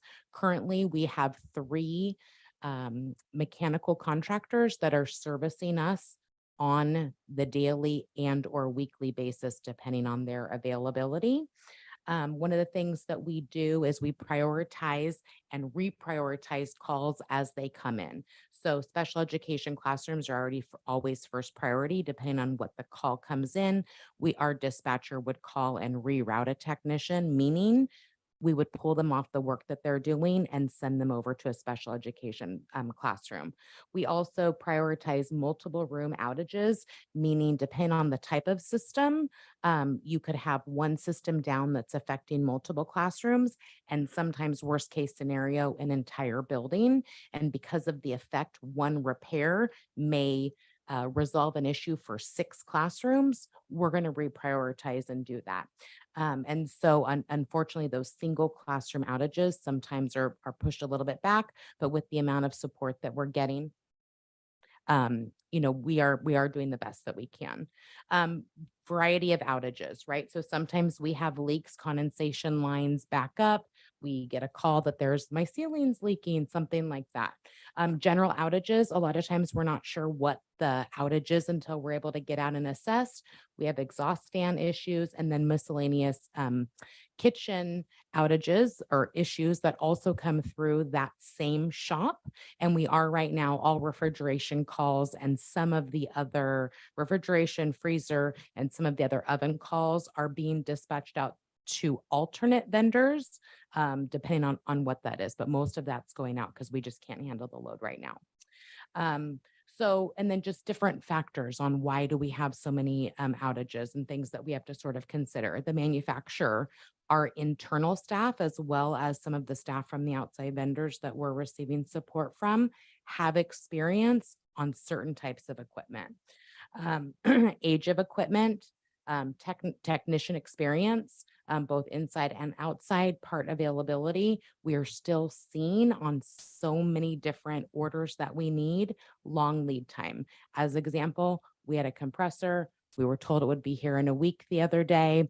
We're now searching other vendors because, the extension of like that 1 week that we thought, oh, it would be here Monday, we're now told is multiple weeks. So now we're reaching out to our service vendors. If you can get it quicker than us, what's the expended or the expected cost if we expedite it? We do that. We're just constantly moving. Filters, size of the job, and then, just multiple factor outages. So at times, as we know, we've a power outage from PG&E could affect our system. Depending on what kind of outage, it could be greater delay in us getting our systems back up, depending on what's going on. One of the things that we've been doing, as you guys have heard, just sort of ongoing the last couple of years, is we're doing quite a bit of work. We're looking and seeing what we're doing. We had, as part of Schneider Electric's approved contract that we have, they completed a district-wide HVAC assessment of the entire district, every little closet space, everything, which was presented to us in February.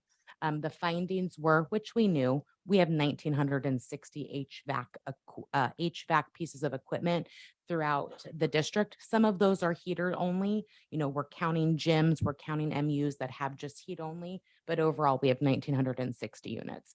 1,090 of those units are over 17 years as of this coming January, because we knew that as we were going to be presenting projects, it would take a little while. So as of this coming January, 1,000, a little over 1,000 are over 17 years. And then what we did as part of our amendment that we brought forward, I believe, in March of this year.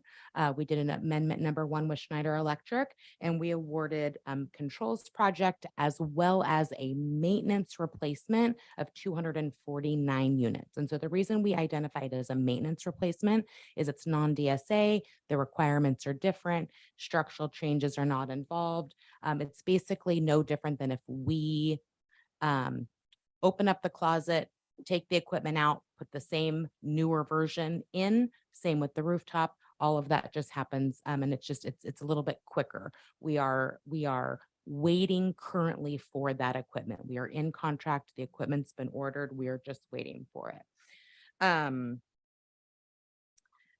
And then obviously just sort of like our timeline, right? So we are working with the contractors. We've got some submittals that we've, the big stuff, reviewed and approved, and then littler things are coming through and we're approving.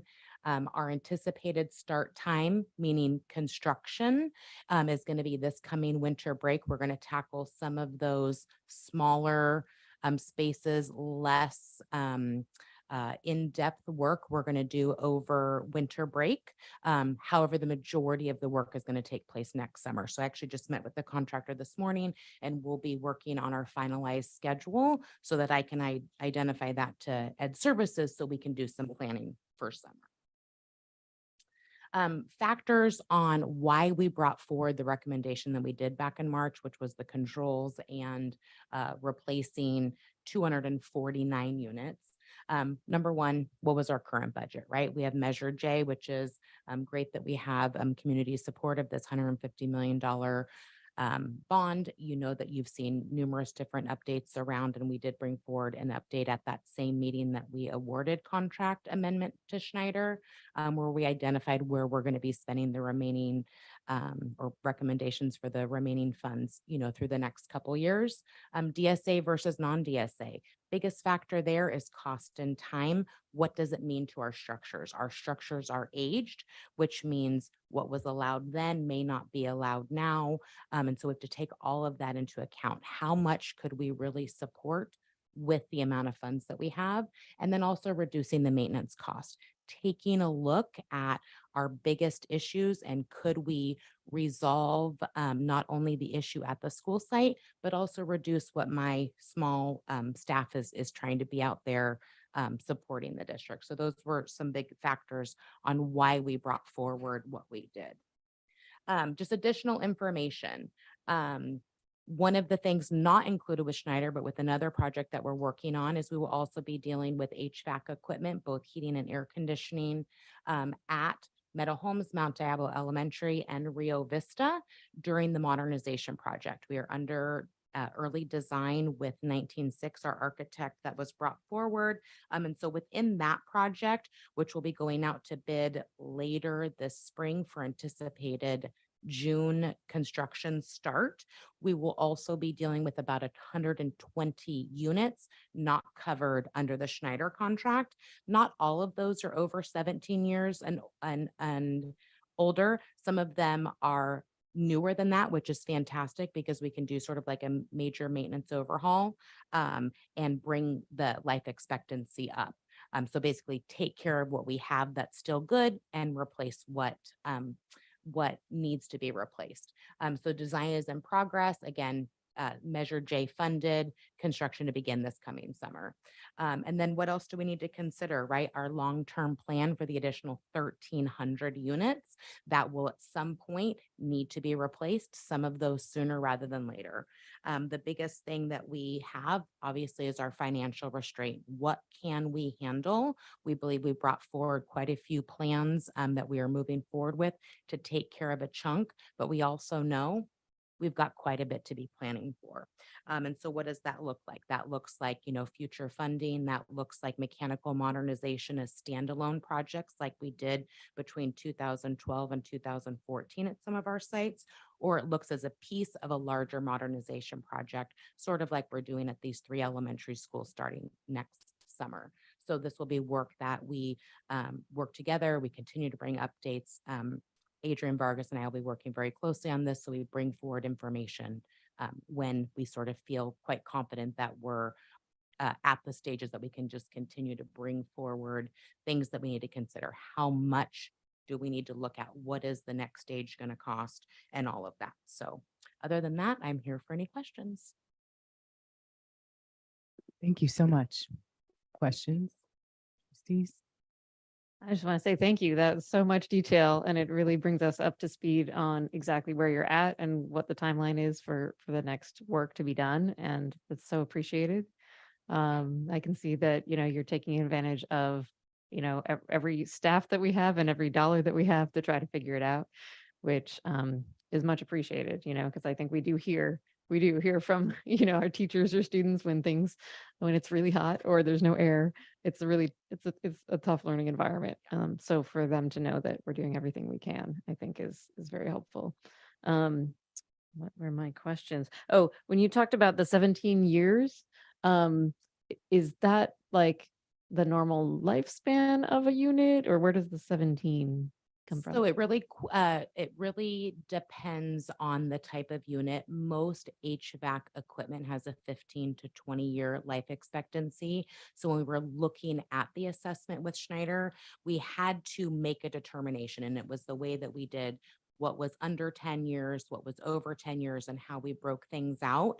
And 15 years, with the way that our 15-year-old equipment was managing, seemed too aggressive to start looking at replacing those, which is why we went to 17, because essentially by the time the equipment comes forward, by the time we're installing, we're at 18 and a half plus years. I will also say that we have equipment that is, up around, 30 years old.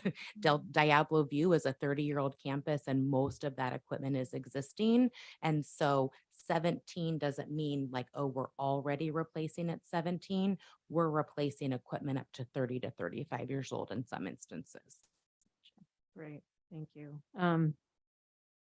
I think that was all my questions because you had so much detail in there. But so I look forward to seeing this progress, and thank you for keeping us up to date. And I look forward to, as a board, as we get into the next phase of planning for the 1,300 units. I think it is important for us to look ahead because it does take time to plan out when the next bond is, how much it is, and plan that far enough ahead so that we can replace those when they're needed. So thank you. I think one other question is, so this is focused on the Measure J funds. Are there other funds that we're able to tap into for HVAC as well? I know we used Measure C for a lot of HVAC originally. Yeah, and Measure C is for the most part expended out after Yeah. the work we just did this summer, which is fantastic. It's been a very long haul for our community members who've been following that, and our board committee members and our board members who participate in that. So we'll be seeing a plan for closure of that one, but Measure J we spent a lot of Measure J funds on air conditioning. You'll be seeing, just like a small project that's coming through a little bit later tonight where we're using deferred maintenance dollars. And so some of like the onesie twosies, we have some small funds, but to be able to do a larger campus project, we just don't currently have the funds in our plan. Thank you. Yeah, no problem. So Melanie, I have a question. I'm intrigued with the 30 to 35 year lifespan for some of these units, and they're still functioning well. Is it a virtue of the unit or maintenance on the units, or and then that leads to my next question. If you're looking at 17 years for some of the current equipment, are you doing what shall I say, a checklist? If a unit has 20 calls on it, then that's the first one to go versus a unit that just runs steady for a long period of time. Sure. Yeah. Our work order system allows us to look at that information about how many and what types of calls are coming in. And so while we didn't have just one factor when we laid out a plan, one of the things where we knew the campuses that we were having some struggles with, and again, because we knew that we could do more by doing non-DSA type projects, just because the cost is so much more. There are some campuses that still need work and have quite a few of calls, but we just couldn't, loop that in. We also wanted to be able to have our library or our assessment of information. So if we have a campus that we could, 1 or 2 or 3 spaces in that campus had very high rate of call, and maybe one or two had the same age, because normally a building is installed at the same time, that maybe was having less issue. If we could replace over 17 years that whole building, we did that in order to future plan. Well, that building should have very low maintenance for the next 15 plus years, you know, as long as we're preventative maintenance versus reactive. My last question is, do we have units left that were purchased with PFC and PTA funds still?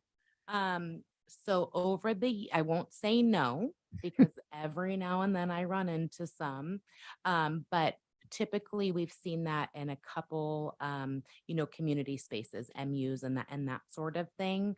And so while we are not installing new air conditioning in this project in MUs, we are installing air conditioning at the MUs and the modernization sites.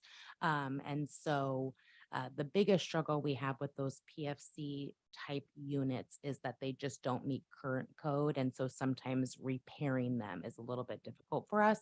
If it's a window style unit, we're able to just do a complete swap if they already have air conditioning. So we're not taking it out if it's not to code, but sometimes repairing it's a little bit more difficult depending on the age. Okay, thank you. No problem. Thank you. Those 30-year ones remind me, I have a rice cooker. We cook rice very often. It's hanging on literally by a thread, and we've had it since 2005. But my husband refuses to replace it because it lasts, and he's sure that if we buy a new one, it will last only 15 years instead of 30. So that's my comparison to the original Diablo View AC. We are at board member reports. Who would like to go first? Okay, Trustee Mayo. Oh, okay. Sorry. Well, I just want to share how exciting Teacher of the Year was. And I hope Dr. Clark or some of the rest of you have amazing reports, but it was a wonderful evening. And perhaps there will be more pictures in the Friday newsletter. So it was just a very exciting time to be involved and see all the candidates as they were presented. All of them were outstanding. And the committee must have had a very difficult choice, but they made the best choice. Last night, I had the opportunity to attend the Make a Difference Awards. Miss Mason was there, and Trustee McFerrin welcomed the family members and community members to the event. The You Make a Difference Award is sponsored by CAC, which is our Community Advisory Committee for Special Education, and the Special Education Department. It was the recognition is for adults who contribute to and support our special education students. The awards are also made to students in the school district who volunteer in classrooms or provide additional supports to students as well. The awardees this year included paraprofessionals, classified people, credentialed teachers, special education teachers, SDC teachers, bus drivers, counselors. It was amazing. And as the tributes were read, many of our awardees were deeply moved by the comments that were written about them. And it's always a wonderful evening. And if you ever have a chance to attend that event, I would strongly recommend it. The Pleasant Hill Community Service Day was on Saturday. I visited the school sites in Pleasant Hill, saw the work that was done at many of the sites. Several of them reported more than 65 volunteers participating at the sites, and community members, not just parents, turned out to help support our schools. So it was a great day in Pleasant Hill this last week. That's it. Thank you, Trustee Mason. I attended some of the same things as trustee Mayo. I also went to the African American Parent Advisory Committee out in Bay Point. It was a small group, but very engaged. I think there'll be more coming. I went to the coffee with the principal at Rio Vista, and they had 40 plus parents there at the coffee with the principal. So I don't know what she's doing over there, but she's certainly getting the community involved. I went to the Career Pathways meeting because I always support that program, even though I'm not on that, one of the spokespeople for that. So I'll leave it at that. And I'm sorry that Anita's not here because I always tell folks I listen and I do my homework. So she had alluded to the fact that the declining enrollment is something that we could address as a school district. It's not inevitable. So I did some research and found across the state that the reasons for people leaving schools are housing, a low birth rate, restricted immigration, and people are just leaving the state because they don't like California anymore. For leaving the state in general, it's housing, cost of living, crime, and congestion. And of the top 9, it's cost of living, taxes, politics, unemployment, housing, insecurity, remote work, homelessness, and wildfires. In none of my studies could I find education as a reason people are leaving California or the schools. That's my report. Thank you. Trustee Count. Right, thank you. I really wish I could have made it to the You Make a Difference Awards night, but I needed to be a parent last night. My daughter was in a performance, so I will make it next year to those awards. I wanted to start by saying thank you to everyone who advocated for AB 28, the Gun Violence Prevention and School Safety Act, which the governor signed. So exciting. And especially to thank the Moms Demand Action local parent volunteers, Alex Navarro, Shannon Reef, Lisa Delano, Nicole Sue, Diana Honig, and Michelle Sinnett. This historic legislation provides urgently needed, reliable annual funding for vital programs, which for us in our schools includes $75 million to the California Violence Intervention and Prevention, CalVIP, grant program, and $50 million to Department of Ed to fund school mental health, behavioral services, and school safety measures, all things that we've been talking about a lot and that we are funding in our schools. So I'm very excited about that legislation. I did attend the business advisory meeting with Ms. Mason and the career pathways breakouts sessions, which were very informative also because there were so many students there. And so we got to hear from students in the different career pathways, not only presenting their projects as we walked in, but also working side by side as a team as we were giving feedback to the programs. So that was fantastic. I did also get to attend the Diablo Valley Tech Initiative Conference. And I would like to give a shout out to Dr. Fontanella, who represented MDUSD very well in the panel on education and career pathways there. It was a great place to meet local tech executives, some of whom are proud MDUSD alumni and who are happy and interested in connecting with our students and maybe joining our business advisory. So it's a very fun event to go to. Teacher of the Year was fabulous. So congratulations again, Mr. Alvarico. And also Ms. Gonzalez Ortega is the other county winner. And as Ms. Mayo said, every single person recognized that night was amazing. And it was just a very inspirational night. Looking forward to the next step with them. I also got to go to Battle of the Bands, which was fantastic. I just want to say, Mr. Lejano, you are a joyful force of nature. He's just incredible. So if you don't know him, he's the Concord High band director and visionary of the Battle of the Bands event, where Concord High hosts and invites and includes bands from the whole area. What I loved is that they really wanted to be inclusive of students from all of the schools. And so if there were just a few students from a school like YV, they combined them with another band so that they could participate. So that was really fun to see.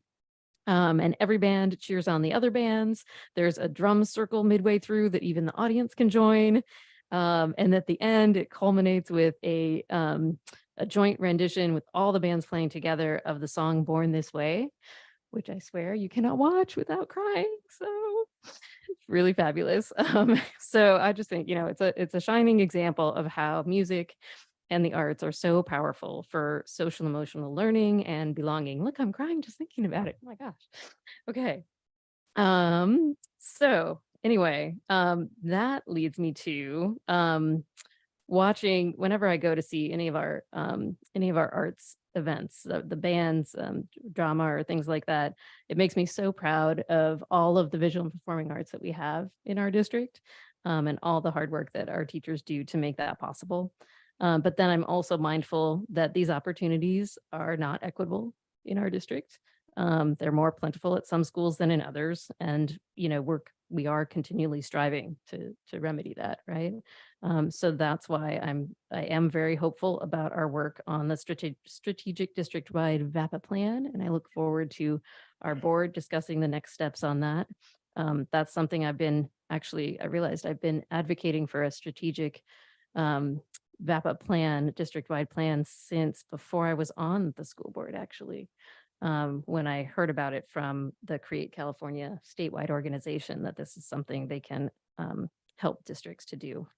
So I think it's a really unique time with the Prop 28 funds for us to create these new, more equitable structures for the arts in our schools for years to come. And let's see. I'm also excited for the Break a Sweat Run for Education this Saturday with yours humanly, and for our upcoming to hear from our upcoming either board study session or reporting out to hear from RefTrans the results of their systems analysis, action steps that we as a district can take to better serve our immigrant and refugee families. Thank you. Thank you, Trustee Barrios.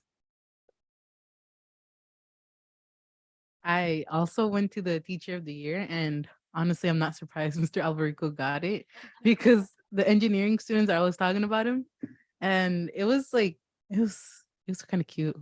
All the videos and all the little kids, it's so cute. And the story from Miss Ortega about who do you want me to beat up? I was like, oh my, and then they stood up. I'm like, oh, I was literally sitting right behind one of them. I was like, oh, it's really interesting, and I really liked it. It was pretty cute. And I also met one of my friends who works there, and I didn't know that. And it's a fun reunion because I don't have any classes with her. I also attended the student board member symposium. It was so early in the morning. Oh my God. But it was really informative. There's so many things I want to do now and so many things I didn't know. And meeting all the other board members was they told me, or we shared a bunch of stuff that most of us didn't know, and it was pretty useful because most of the stuff I said, some of them didn't apply to some of them, and some of the stuff they said didn't apply to me. So I liked it. At school, there's gonna be a career fair field trip to Concord, and I'm excited to see what's there because maybe I might do something. And at school, there's also going to be a club rush on Thursday. I'm excited for the free stuff, but also for the types of clubs because I was thinking about starting a club too. Maybe. And overall, I'm doing sportsmen, and we've been going with football players and tending to their injuries, which is usually cramps because they don't hydrate enough. And it's really funny and it's kind of awkward because the teacher is always massage them, and it's so awkward. You're just sitting there just massaging them, and they're kind of awkward.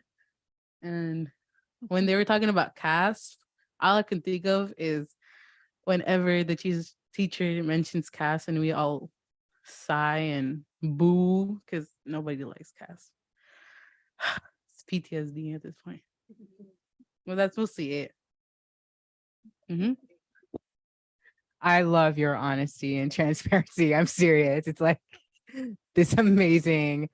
Trustee Count and I both have teams too, and we may or may not hear all the details depending on the day.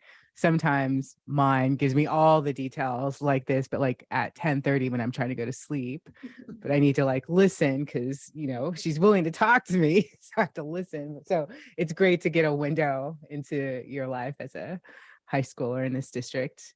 I am really proud of this district, and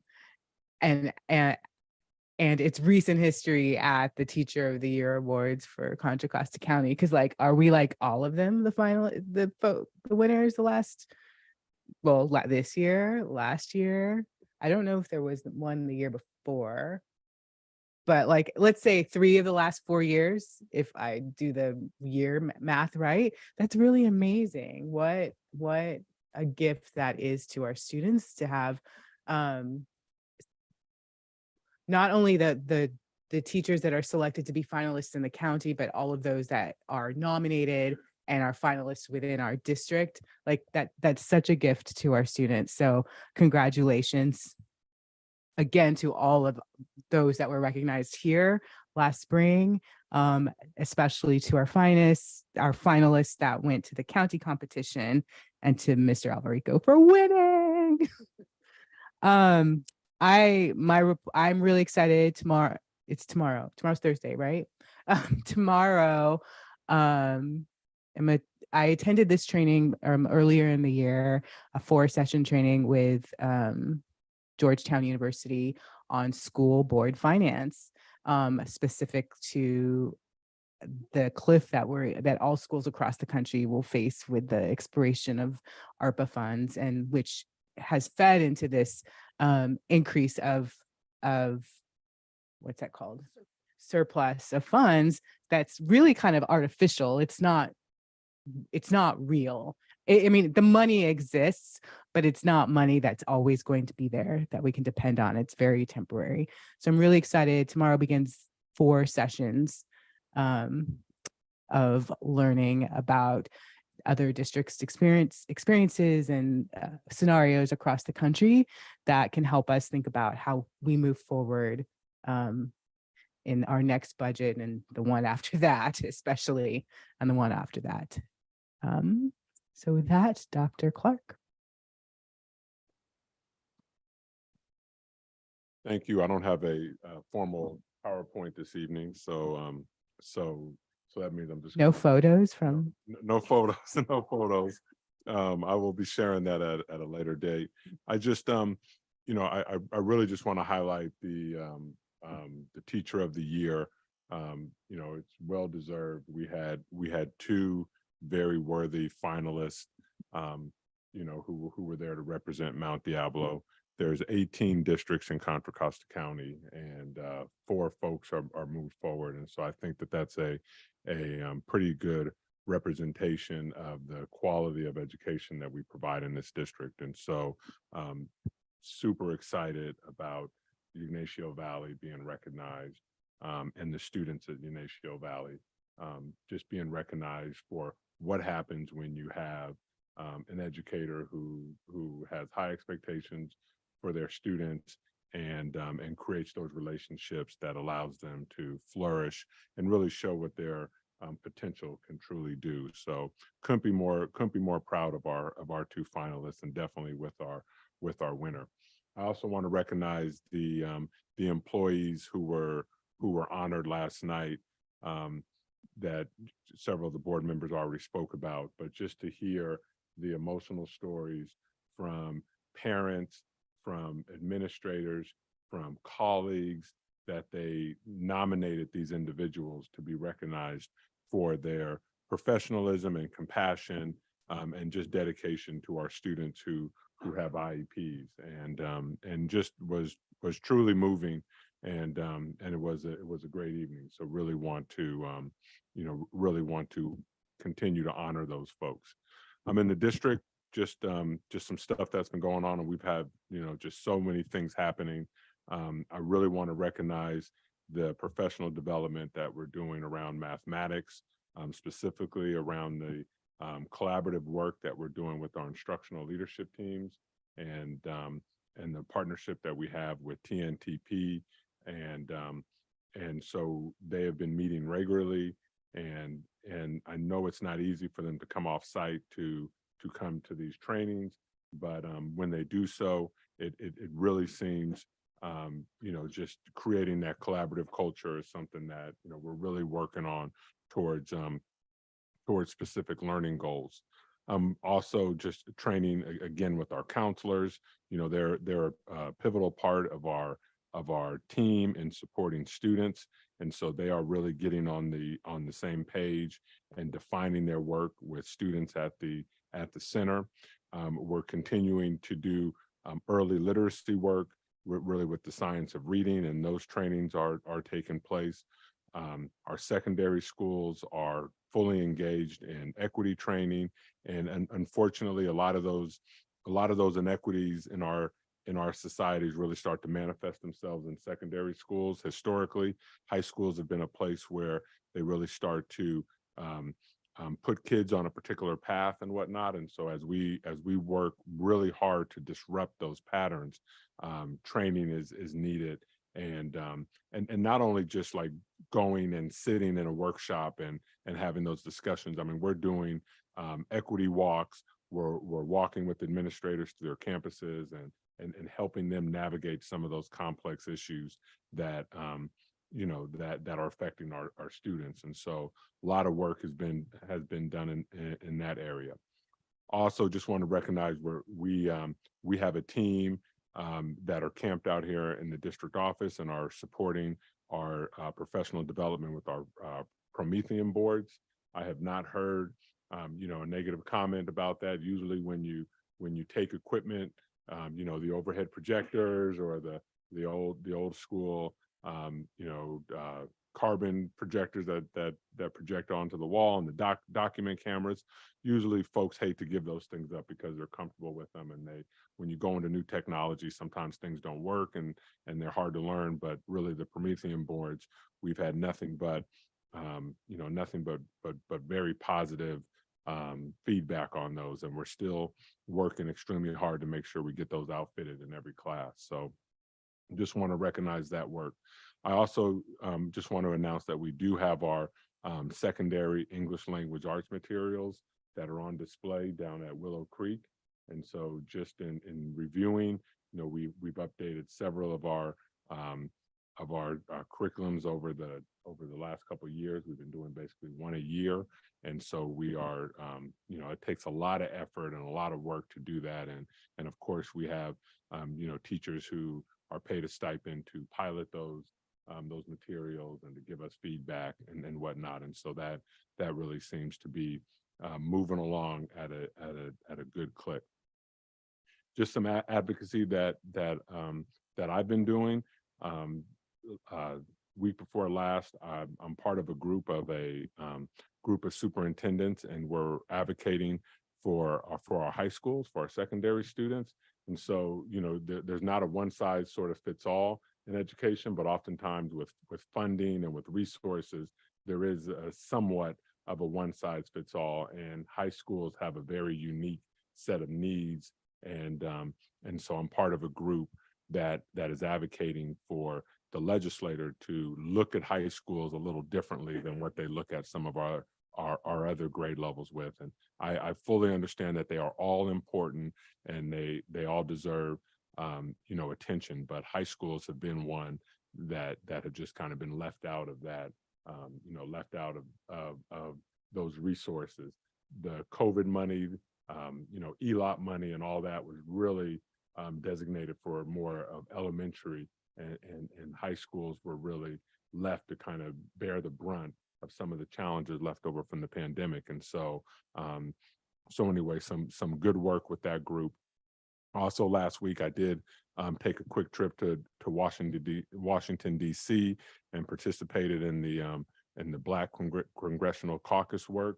And there we're, fighting for the rights of our students, fighting to protect Title I funds, fighting to, keep our students safe in classes, fighting for ways to continue to open up the educator pipeline and to diversify our staff to truly reflect our student populations, and just to combat the national attack on public education that plays out over and over. And so a lot of good work there. I've also been advocating with CCEE at the state level and really working on those systems of support when districts are struggling to move the needle on some of their student groups. How does the state respond in a way that's not necessarily punitive, but truly supportive? And so I sit on that committee and have been having 2 or 3 meetings a month around this topic. And then Friday, I'll be representing the superintendents with the North Coast section all-day meeting to advocate for our athletes and to make sure that they're getting the proper support they need, like trainers, and just again dealing with Title IX issues and equal access and things of that nature. So it's been a busy couple of weeks, but I just I'm just really proud of how this year has started. There's always challenges when you bring 29,000 students together, 55 schools, 7 different very diverse, unique communities, and all students who learn extremely differently. And how do we as the adults really properly support those students? And so really just pleased with the efforts that staff, both the DENT staff here, our administrators, our certificated staff, and also really couldn't do any of this work without our classified staff. So with that, open to any questions the board may have, but if not, that concludes my report. I do have a question. When you were at the Congressional Black Caucus, did they address at all the potential impact a federal government shutdown would have on public education? They did, and it was very disappointing that they had some of the Congress had vacated Washington D.C. during that time. So yeah, so they weren't necessarily there. But yes, the shutdown is going to affect people throughout the country. And today, AASA, which is the National Superintendent sort of coalition or whatnot that I'm a member of, they put out an open letter, really, denouncing the government shutdown and spelling out the impacts that it would have on many of our students and families and employees throughout the country. So that was on topic of of everybody's conversation. And I did have a chance to meet the Secretary of Education, Cardona, and listen to his message. And again, he's fighting these same battles of really trying to take on the attack on public education.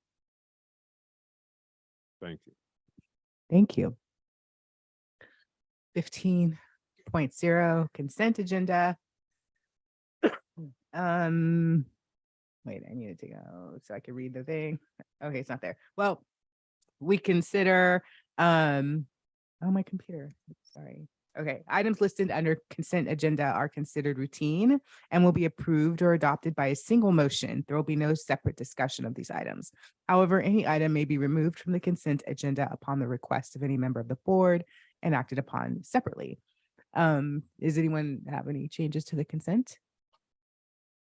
Then I'll entertain a motion. I will make a motion that we approve the consent agenda as presented. Second. Trustee Barrios. Yes.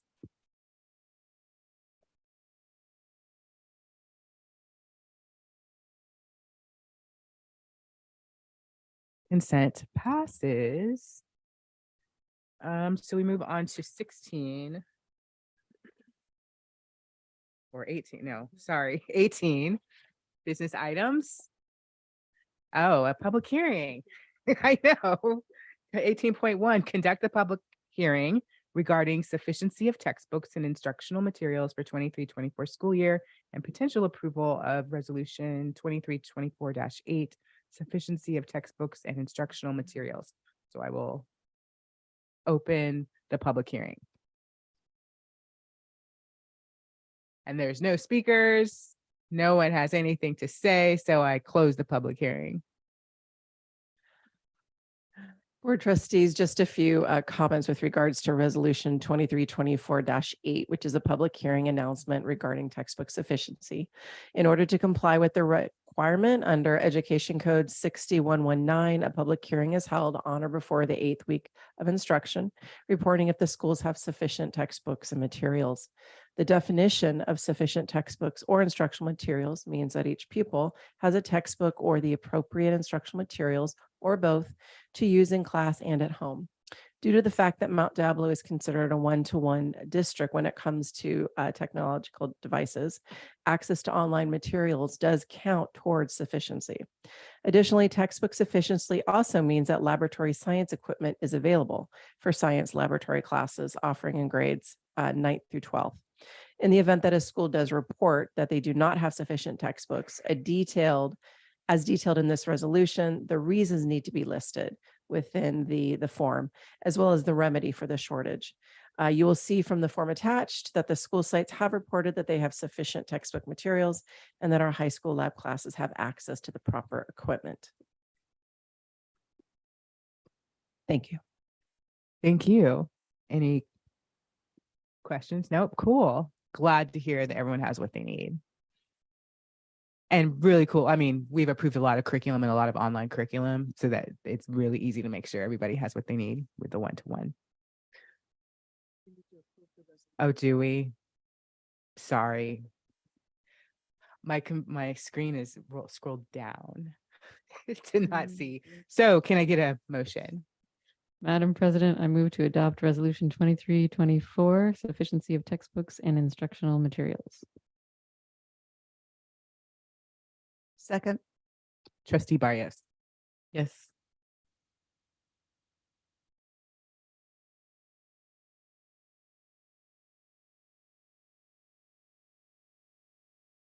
And that passes.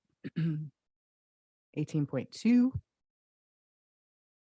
Review and potential approval of changes to board policies 6159.2, 6174, and administrative regulations 6174. These are all items we reviewed last time. Any discussion? If not, I'll entertain a motion. Madam President, I move the board approve the changes to board policy 6159.2, 6174, and administrative regulation 6174 as printed. I'll second that. Trustee Barrios. Yes.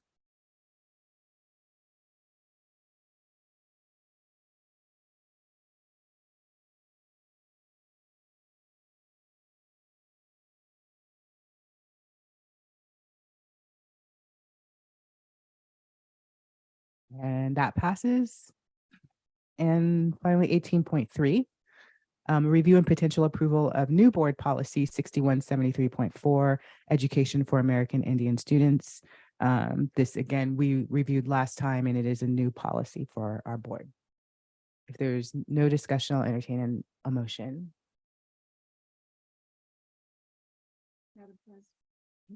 Madam President, I move the board approve the new board policy 6173.4, education for American Indian students as presented. Second. Trustee Barrios. Yes.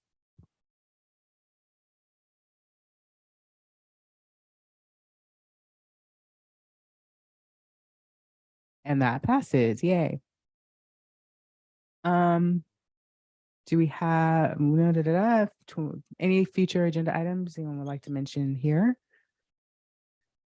If No, I just want to, we're going to be bringing an item forward. We're going to give an update on the project labor agreement, on really define what that is and that process. We are still trying to either schedule a study session or maybe do a board report on the process on how Mount Diablo can support its refugee students. And also we're in the final stages of receiving our strategic arts plan. And so whether that's unveiled in a study session or in a board presentation or whatnot. I want to thank Ms. Coslow for giving the HVAC update. But if there's further discussions that need to take place on terms of facilities related to HVAC or other facility needs, then we have a placeholder for one of those items coming up in the future as well. And I also know Trustee Mason has asked for information also about the trustee areas that will continue to work with Mr. Alvarado on that information and see if anything needs to be brought forward. So from my memory, those are the things that I have in terms of future items. Did I miss any? Okay. All right. All right. And we are starting to, just giving the board a heads up, we are starting to look at dates for next year. You know, we only have, I think we have 3 meetings this year until we do the organizational change, and also looking at dates and just, you know, there's already several conflicts in terms of dates or whatnot, but we'll send out some drafts and whatnot and start, you know, looking at calendars so that we make sure we schedule all of our meetings appropriately. You're talking about the schedule, The regular board the meetings. calendar of our board meetings. Yeah, Okay. yeah. That brings to mind, though, people have asked me what the start date of school is for next school year. Yeah. So our overall calendar would be a future item as So well. again, the overall calendar is something that is negotiated, and so we've already put out requests for input on that, and actually you know, just looking at different drafts, and we're working with our labor partners on that process. So that is in the works. Great to hear. Thank you. Yeah. Thank you. With that, meeting is adjourned.